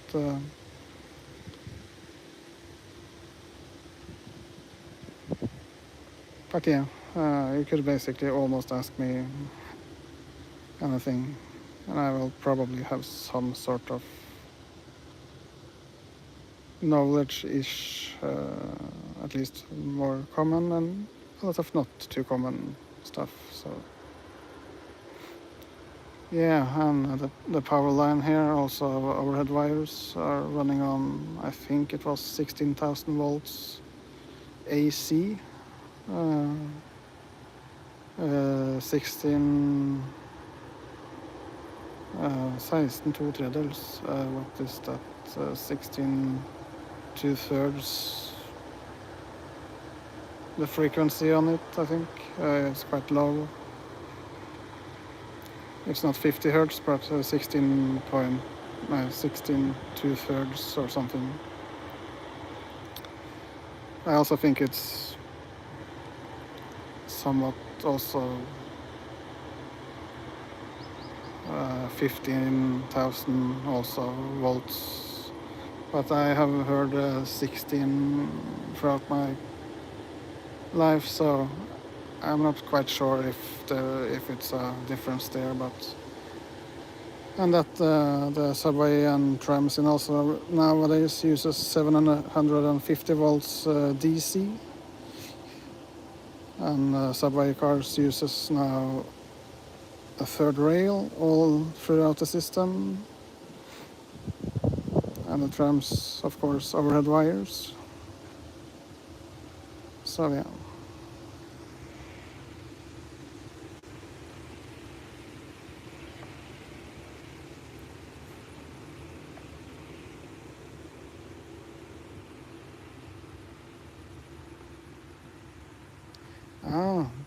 Okay, Vidar. Thank you so much for saying that. So you're an old conductor, yeah. An old togfører, and not, as people think, togfører is not lokfører. That's a different thing. Yeah, it's 16,000, yeah. So you learned 401 the rules when you worked on the railway?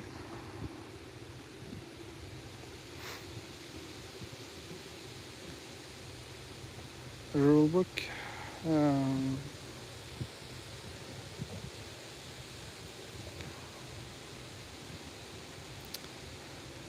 And I have learned a lot about 401M and used that a lot on the Krøderen line.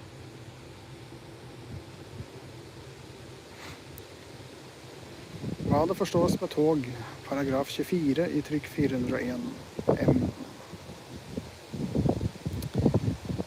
Tog er rullende materiell som kjøres etter ordre, enten etter rute eller uten rute.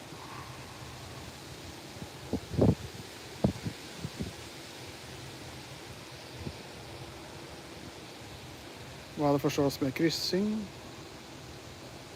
Ved kryssing forstås at et tog ikke skal kjøre ut på en bestemt blokkstrekning for et annet tog er kommet inn på stasjonen, kryssingsstasjonen, fra den samme blokkstrekningen toget skal kjøre ut på.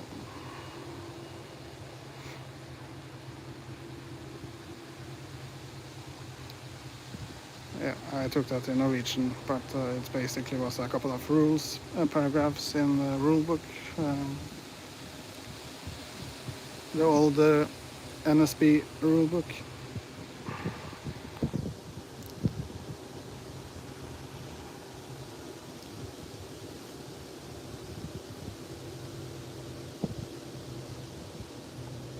Was it at Blindern too, not Grorud? I never heard about Blindern, I think.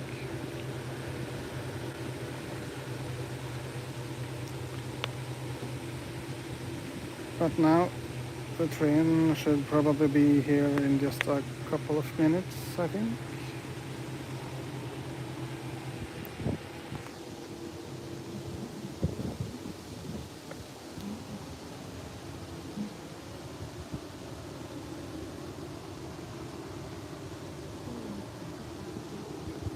Now we have the speaker talking lady-ish talking about the train, so just seconds after I said that it will be here in a couple of minutes, so and now the gates are starting to lower here.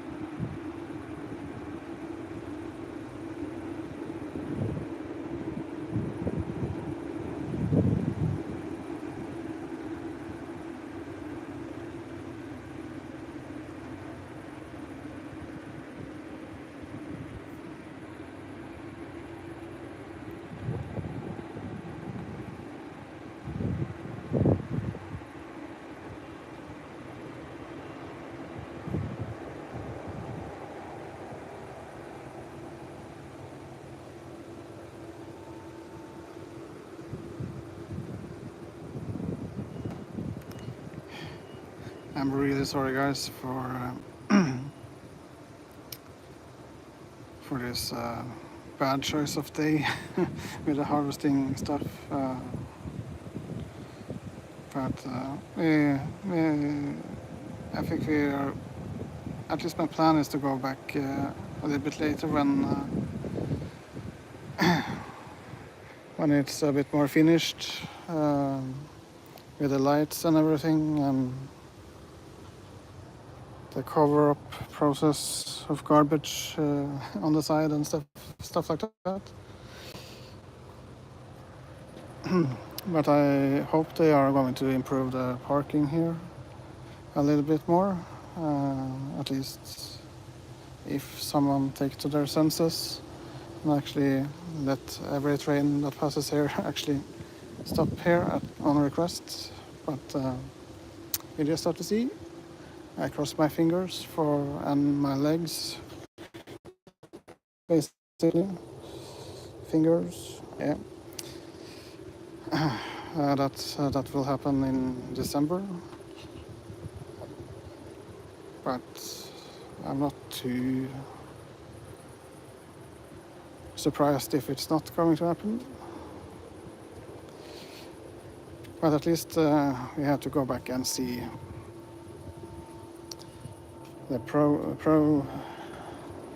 process and when the light poles comes and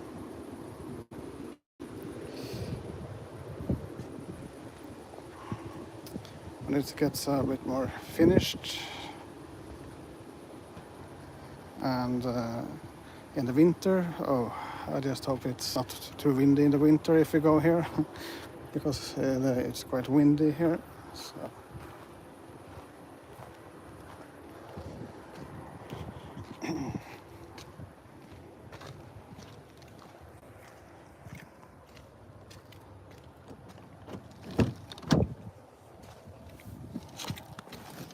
Oh yeah. It's a lot of hours just standing and walking and doing this, and holding the camera for hours also. And we don't have that much more power on that. It's empty. If we do this.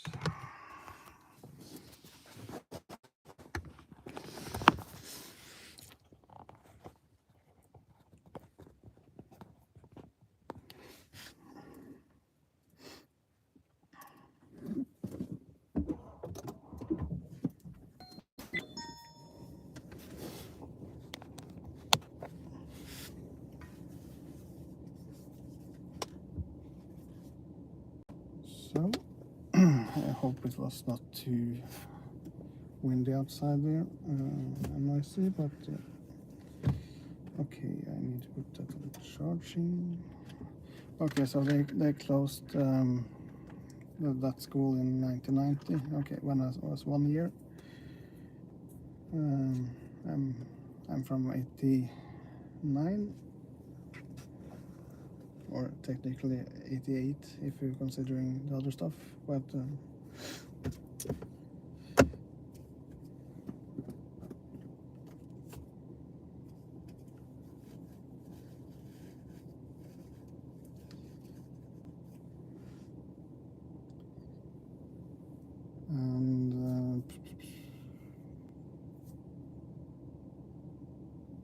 but weird that I haven't heard about that at Blindern. That was weird.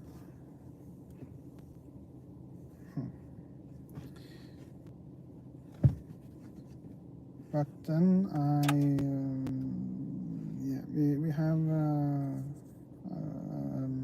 an option to try to find another place to watch that train again. So I think I will try to do that on the return to Oslo in 21:57. I think the departure is from Rakestad.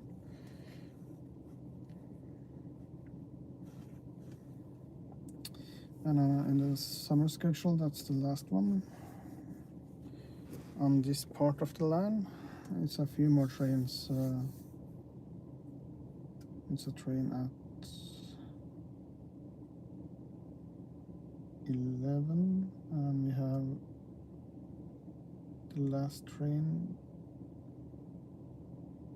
around 1, I think.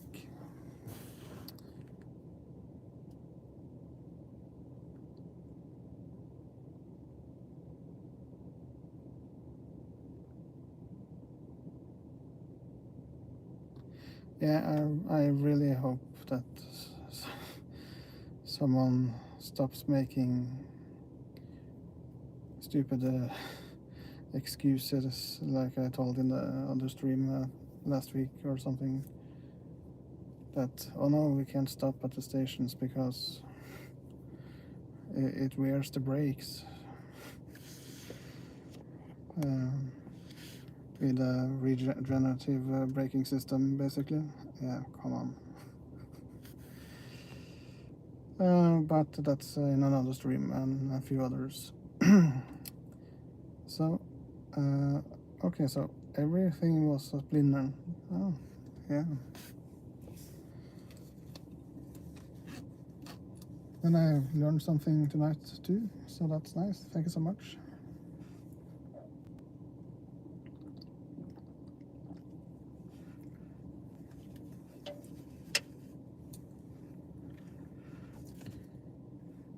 Yeah, I was.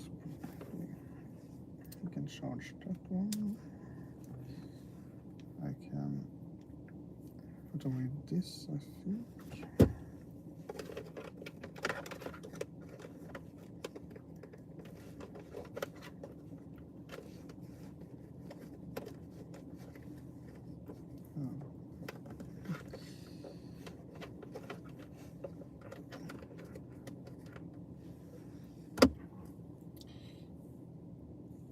And then I'm going to put this one here.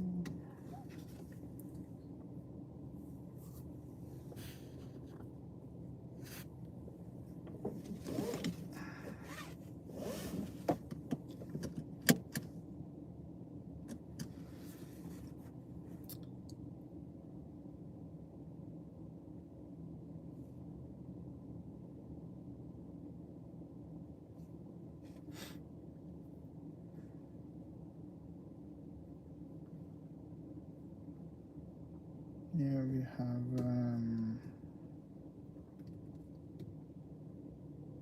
half an hour. Yeah. Then I can. Yeah, we can try to go that road perhaps.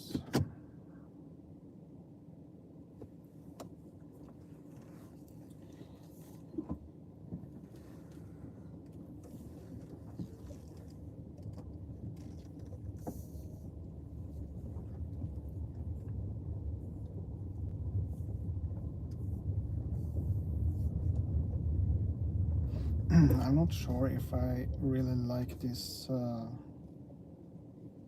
concrete blocks they have put here. Of course, I can understand it now in the beginning, but I think they should mark this in another way, at least after my opinion.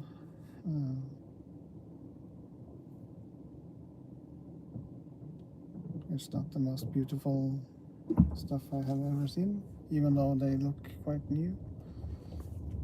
I think they should try to find another solution here. And of course put up the stairs here.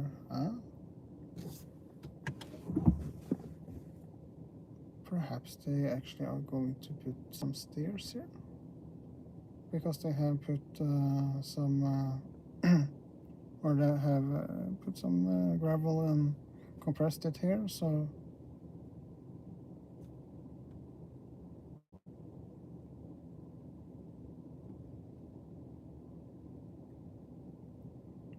this where I am now.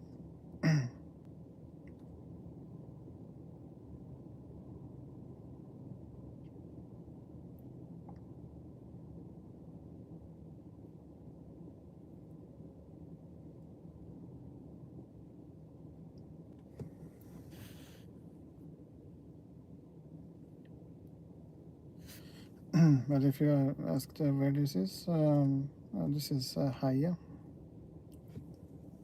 Østre linje.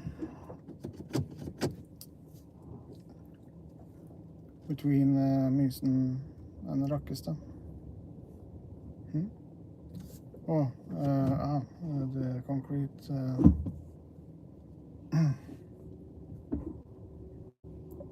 is this on the right hand side here, you see.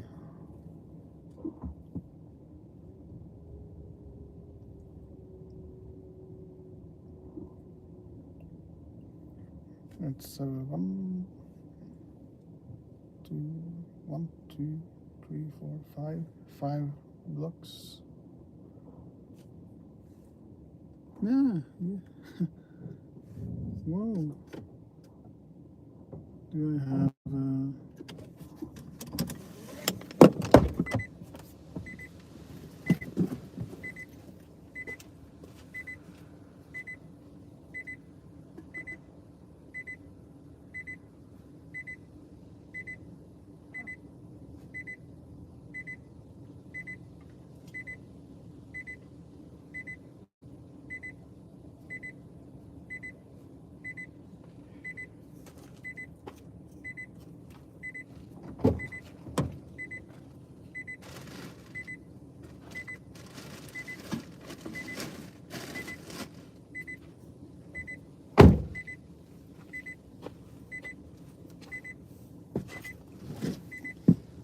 as I said earlier this stream, they're not cleaning up here. So I have to do that. But that was a Red Bull box, as we say in Norway, container, or not bottle, but yeah, you know.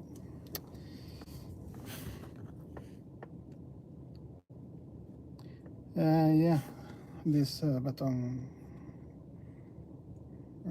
concrete triangles.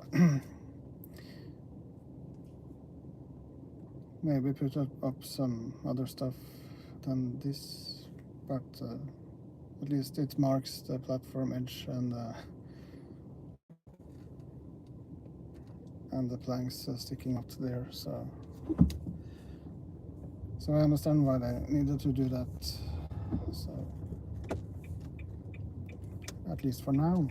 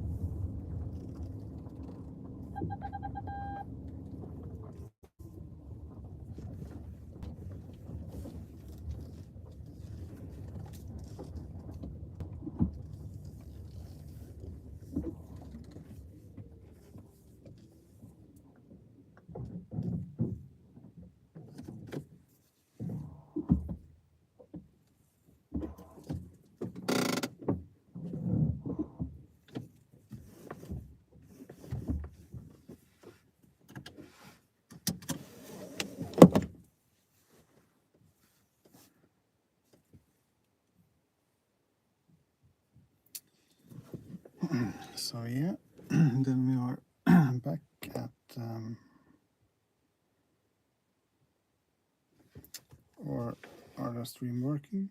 That's also, ooh, I got rich.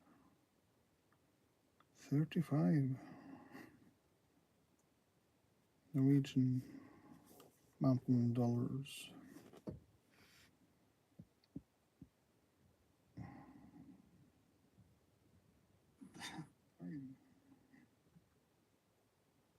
Norwegian mountain dollars.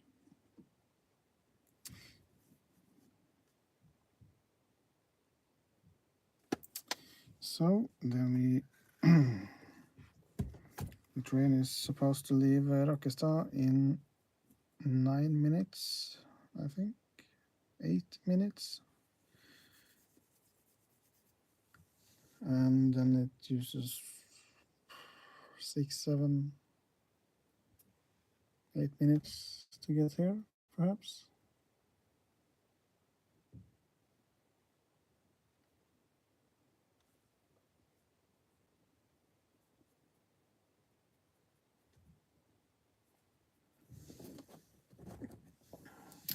So if you have any questions,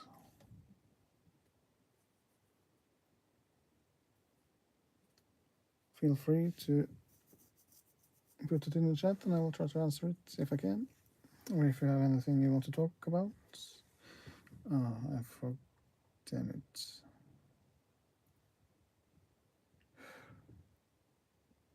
I forgot to charge that one.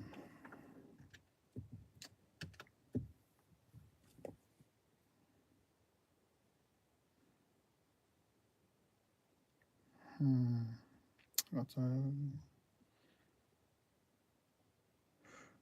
do I do about that?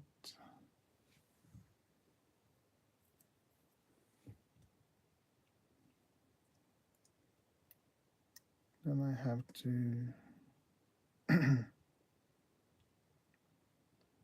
hope that it will work without external power.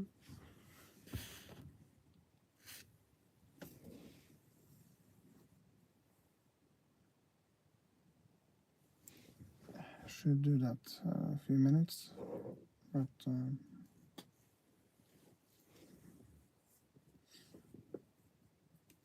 but yeah,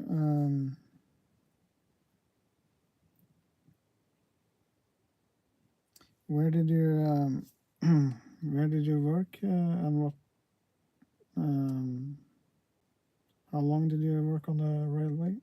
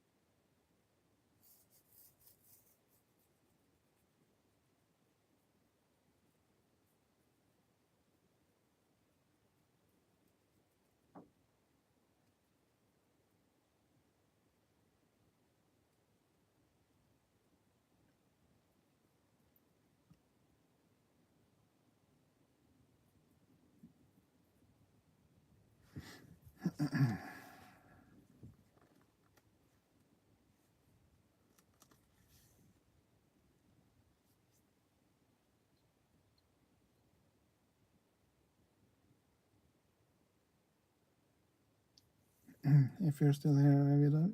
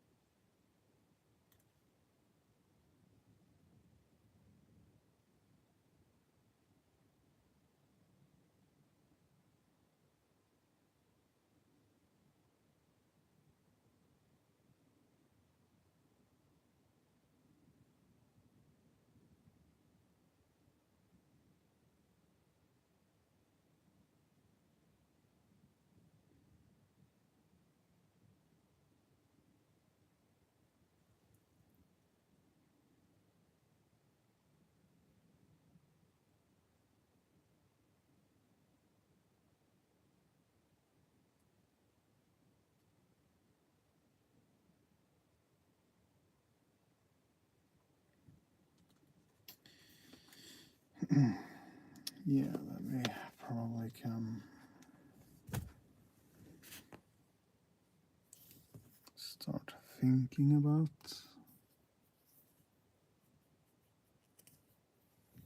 At least.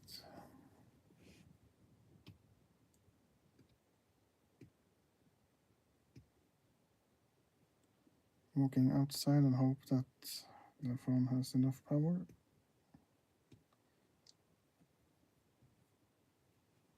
How much does it say?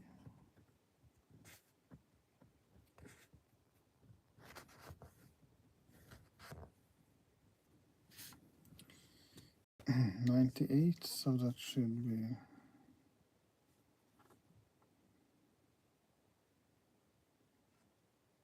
okay-ish. 98, so that should 47. Then the train should leave from Rakkestad just now.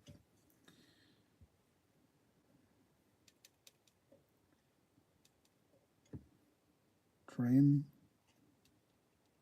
something number. Avgang. Departure.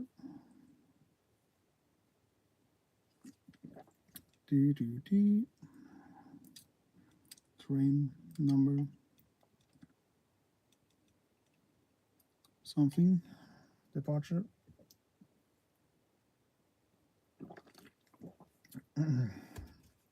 It's sad that they just use, for the most part at least, flag or green light anymore.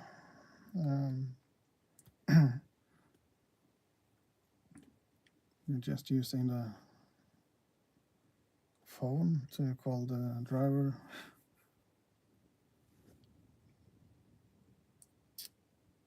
That's sad.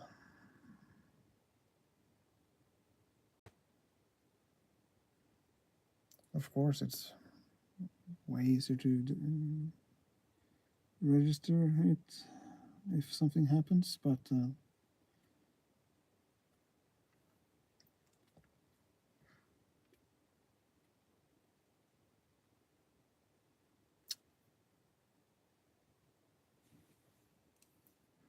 I missed the use of flags,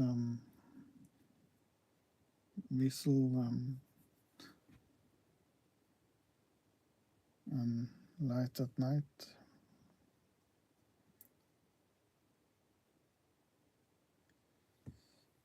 And a good old BM69.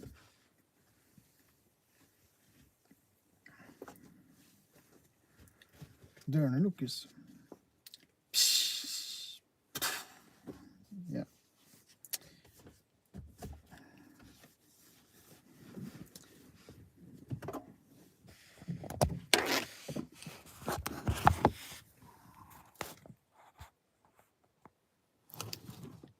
Oh, you guys are hot again. You're just so hot. I hope this is going to work a little bit.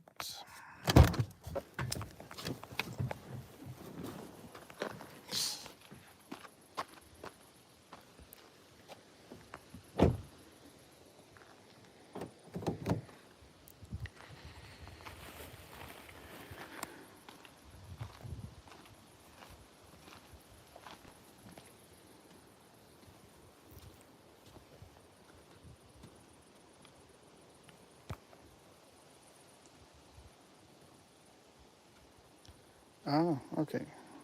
Thanks for the information.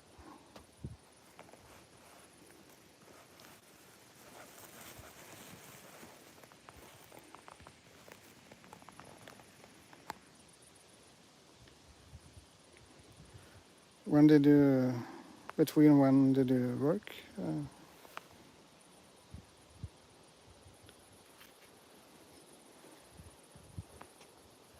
And when did you retire?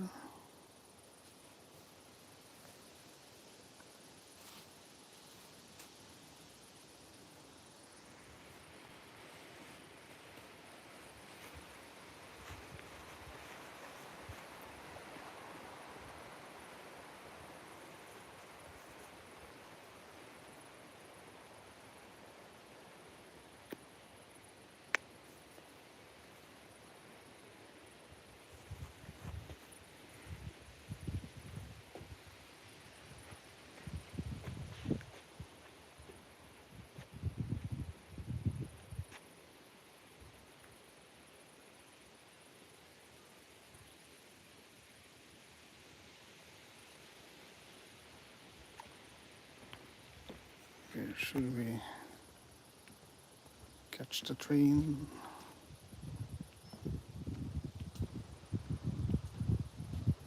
Maybe here. And a beautiful sunset over there.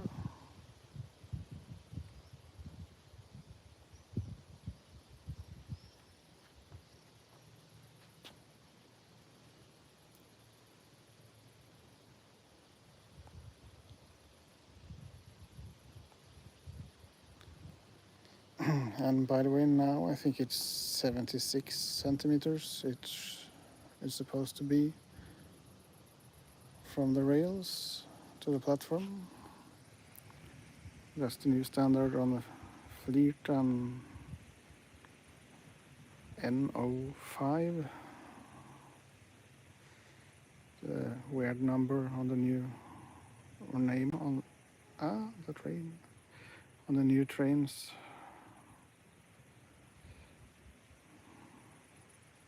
I think they should have continued the traditional numbers. But enjoy the train.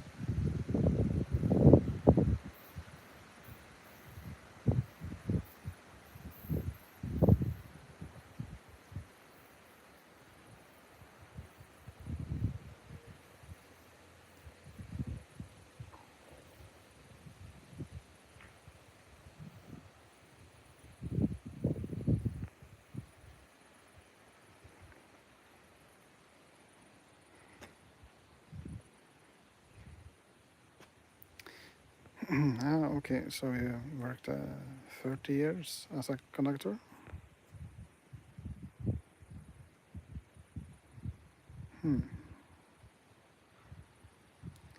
Maybe you were a conductor on the trains that I used to take from time to time on the Dovre line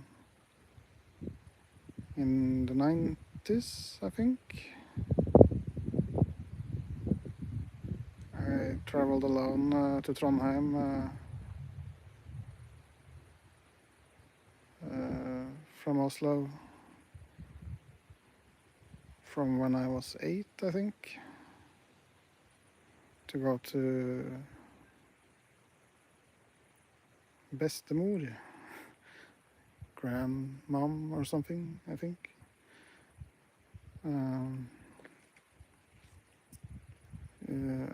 In Heimdal, Trondheim.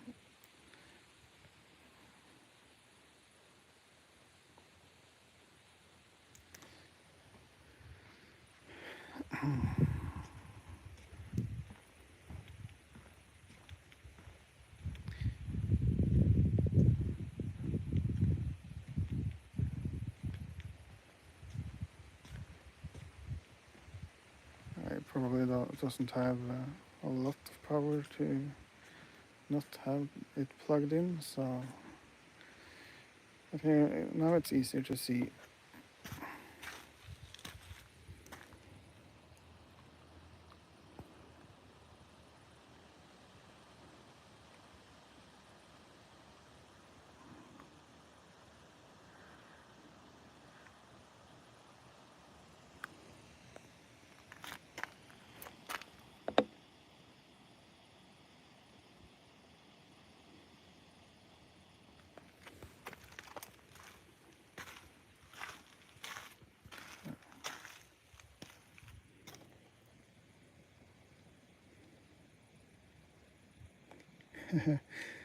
Yeah.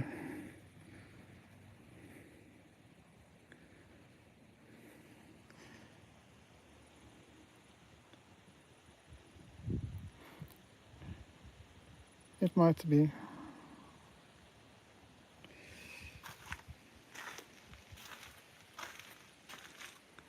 And here we have the old light, but with new old lamp with new technology. But I don't like the color of the LEDs over there. I, in general, are not too fan of LEDs. The light are hard and too bright and wrong color for the most part. And it's flickering often. But anyway, I like the style that they have continued the good old style on the lamps there.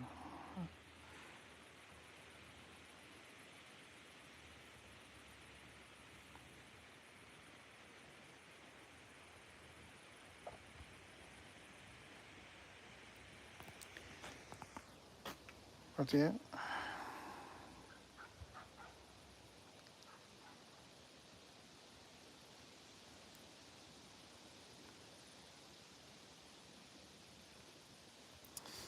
Here we actually have a good old door also.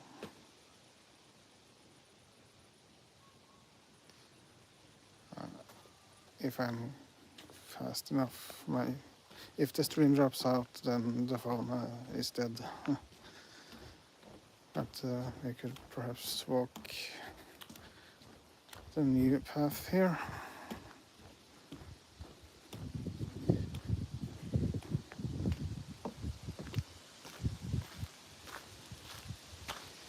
But as I said a few hours ago, I think this should be redone to parking or something. So why they are doing this now, I'm not sure.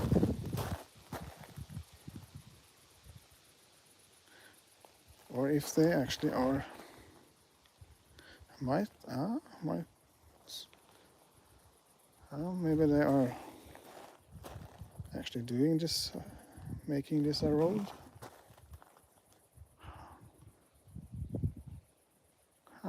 Let's hope. Here we have all the toilet. That should be open, I think. It's an outdoor toilet style, but functional called Privet or something, at least, I think. Yeah, this is absolutely the wrong color on the light. No doubt, it's way too... in real life it's way too white and somewhat not pink, but some weird coloring. Yeah, it's violet or something.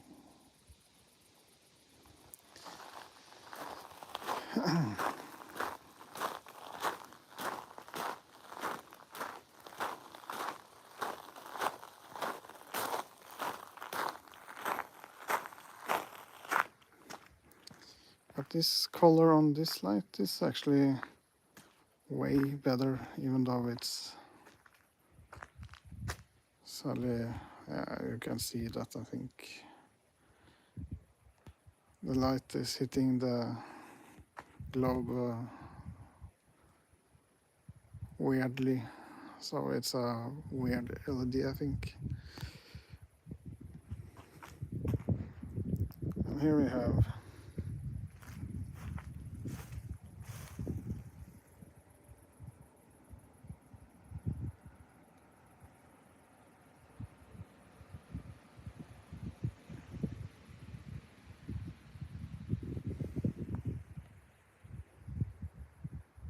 it's not so easy to see, but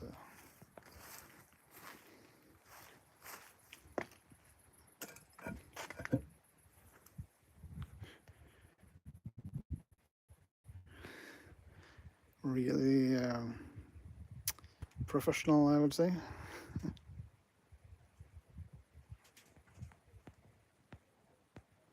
But it's nice that they are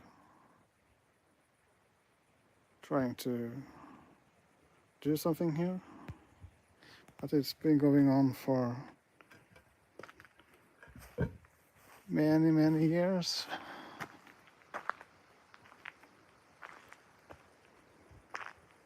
So I'm not sure if or when they are going to finish.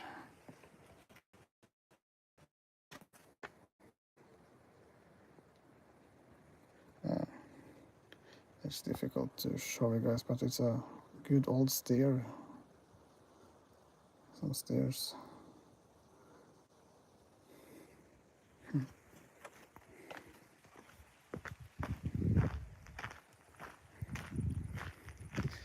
Hope they do something nice with it.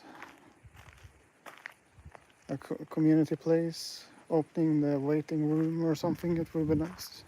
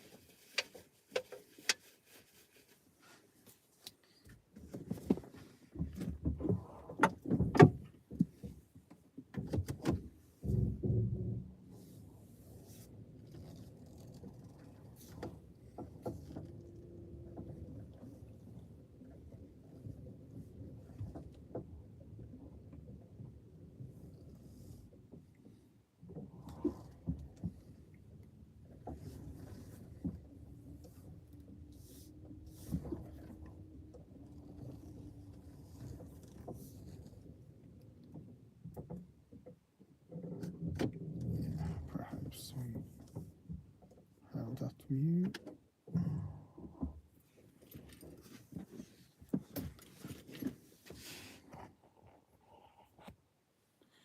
But yeah, do you have any questions or something now? I think I'm going to end the stream for tonight, where we started a few hours ago. And it was a longer stream than I intended.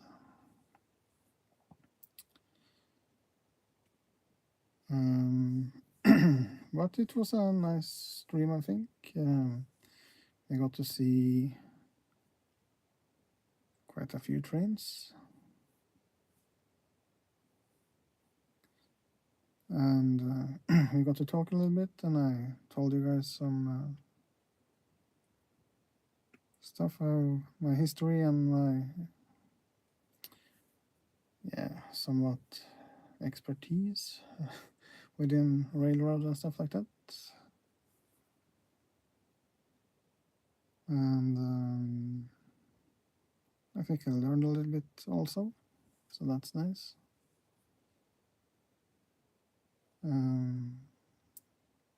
It was not that many on the stream tonight, so I had to try to talk a little bit. It was really slow in the chat, but I hope it went somewhat well.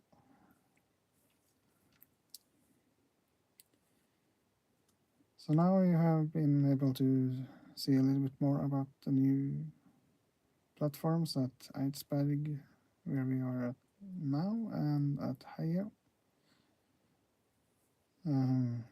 It's still some more to do, but the platform opened on last Saturday, so it's been open for a few days. And then we just have to hope that they actually are going to let every train that passes here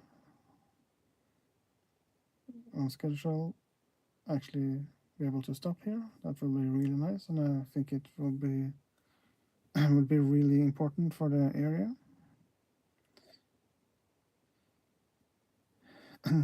So and hopefully we get the line opened again to Sarpsborg. It will be nice with at least stop on, it has to be, after my opinion, at least stop on Gautestad, Rudskogen, Ise, and I would suggest at least build a new station or train stop, at least somewhere between Ise and Sarpsborg also. I think it would be nice, I think, to have a train stop in the area of Hafslundsøy or something. What is it? I'm not sure what it's called. Hafslund area, I hope. And might build a few more train stops, but at least that, I think, will make a huge difference.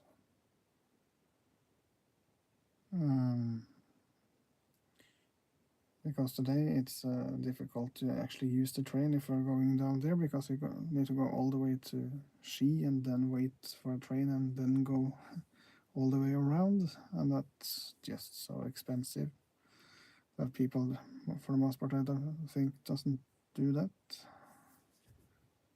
They use a whole day basically for something that just take half an hour or something, so. But at least this is a step in the right direction, and now they started doing stuff at Rakkestad and Slitu.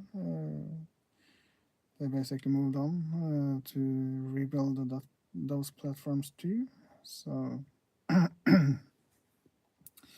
maybe we could try to take a look at that also in a future stream. I think it's going to be a couple of months, I think, until it's supposed to be finished. But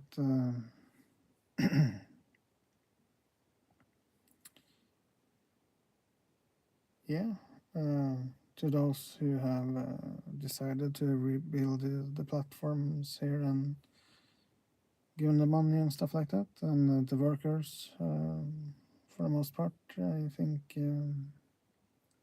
yeah, I just want to say thank you so much. It's actually looking quite nice, and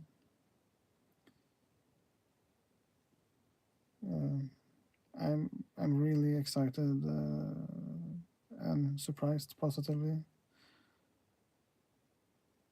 that I actually got to experience this. I had never thought that this would happen in my life.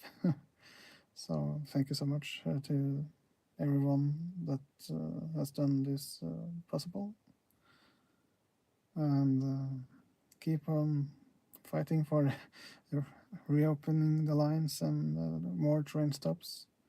We should also have a few more train stops or reopen, I think,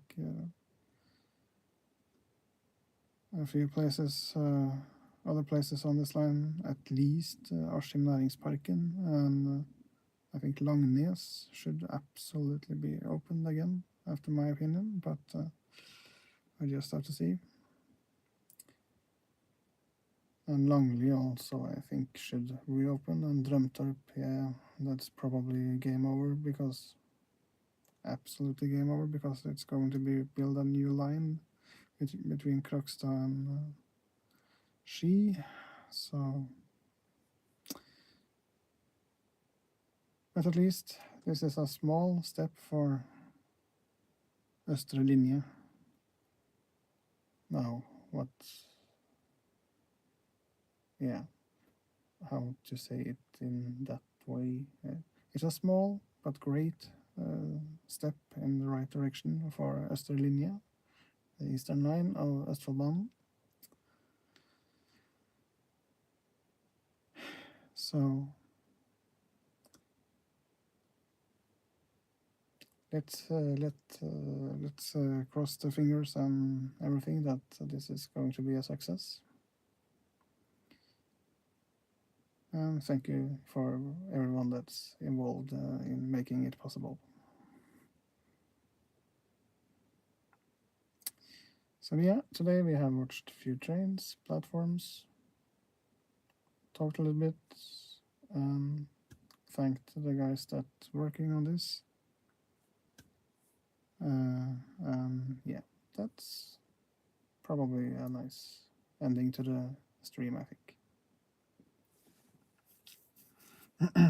So then it's then I just have to say that I am going to put the Patreon and PayPal link in the description, as always, I think. And if you have the opportunity to help out a little bit, but just if you have the opportunity, it's possible to help with the cost of the car and stuff like that.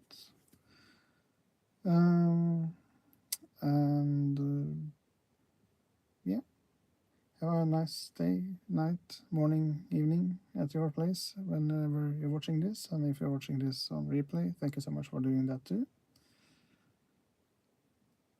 So yeah, thank you so much for watching. See you next time.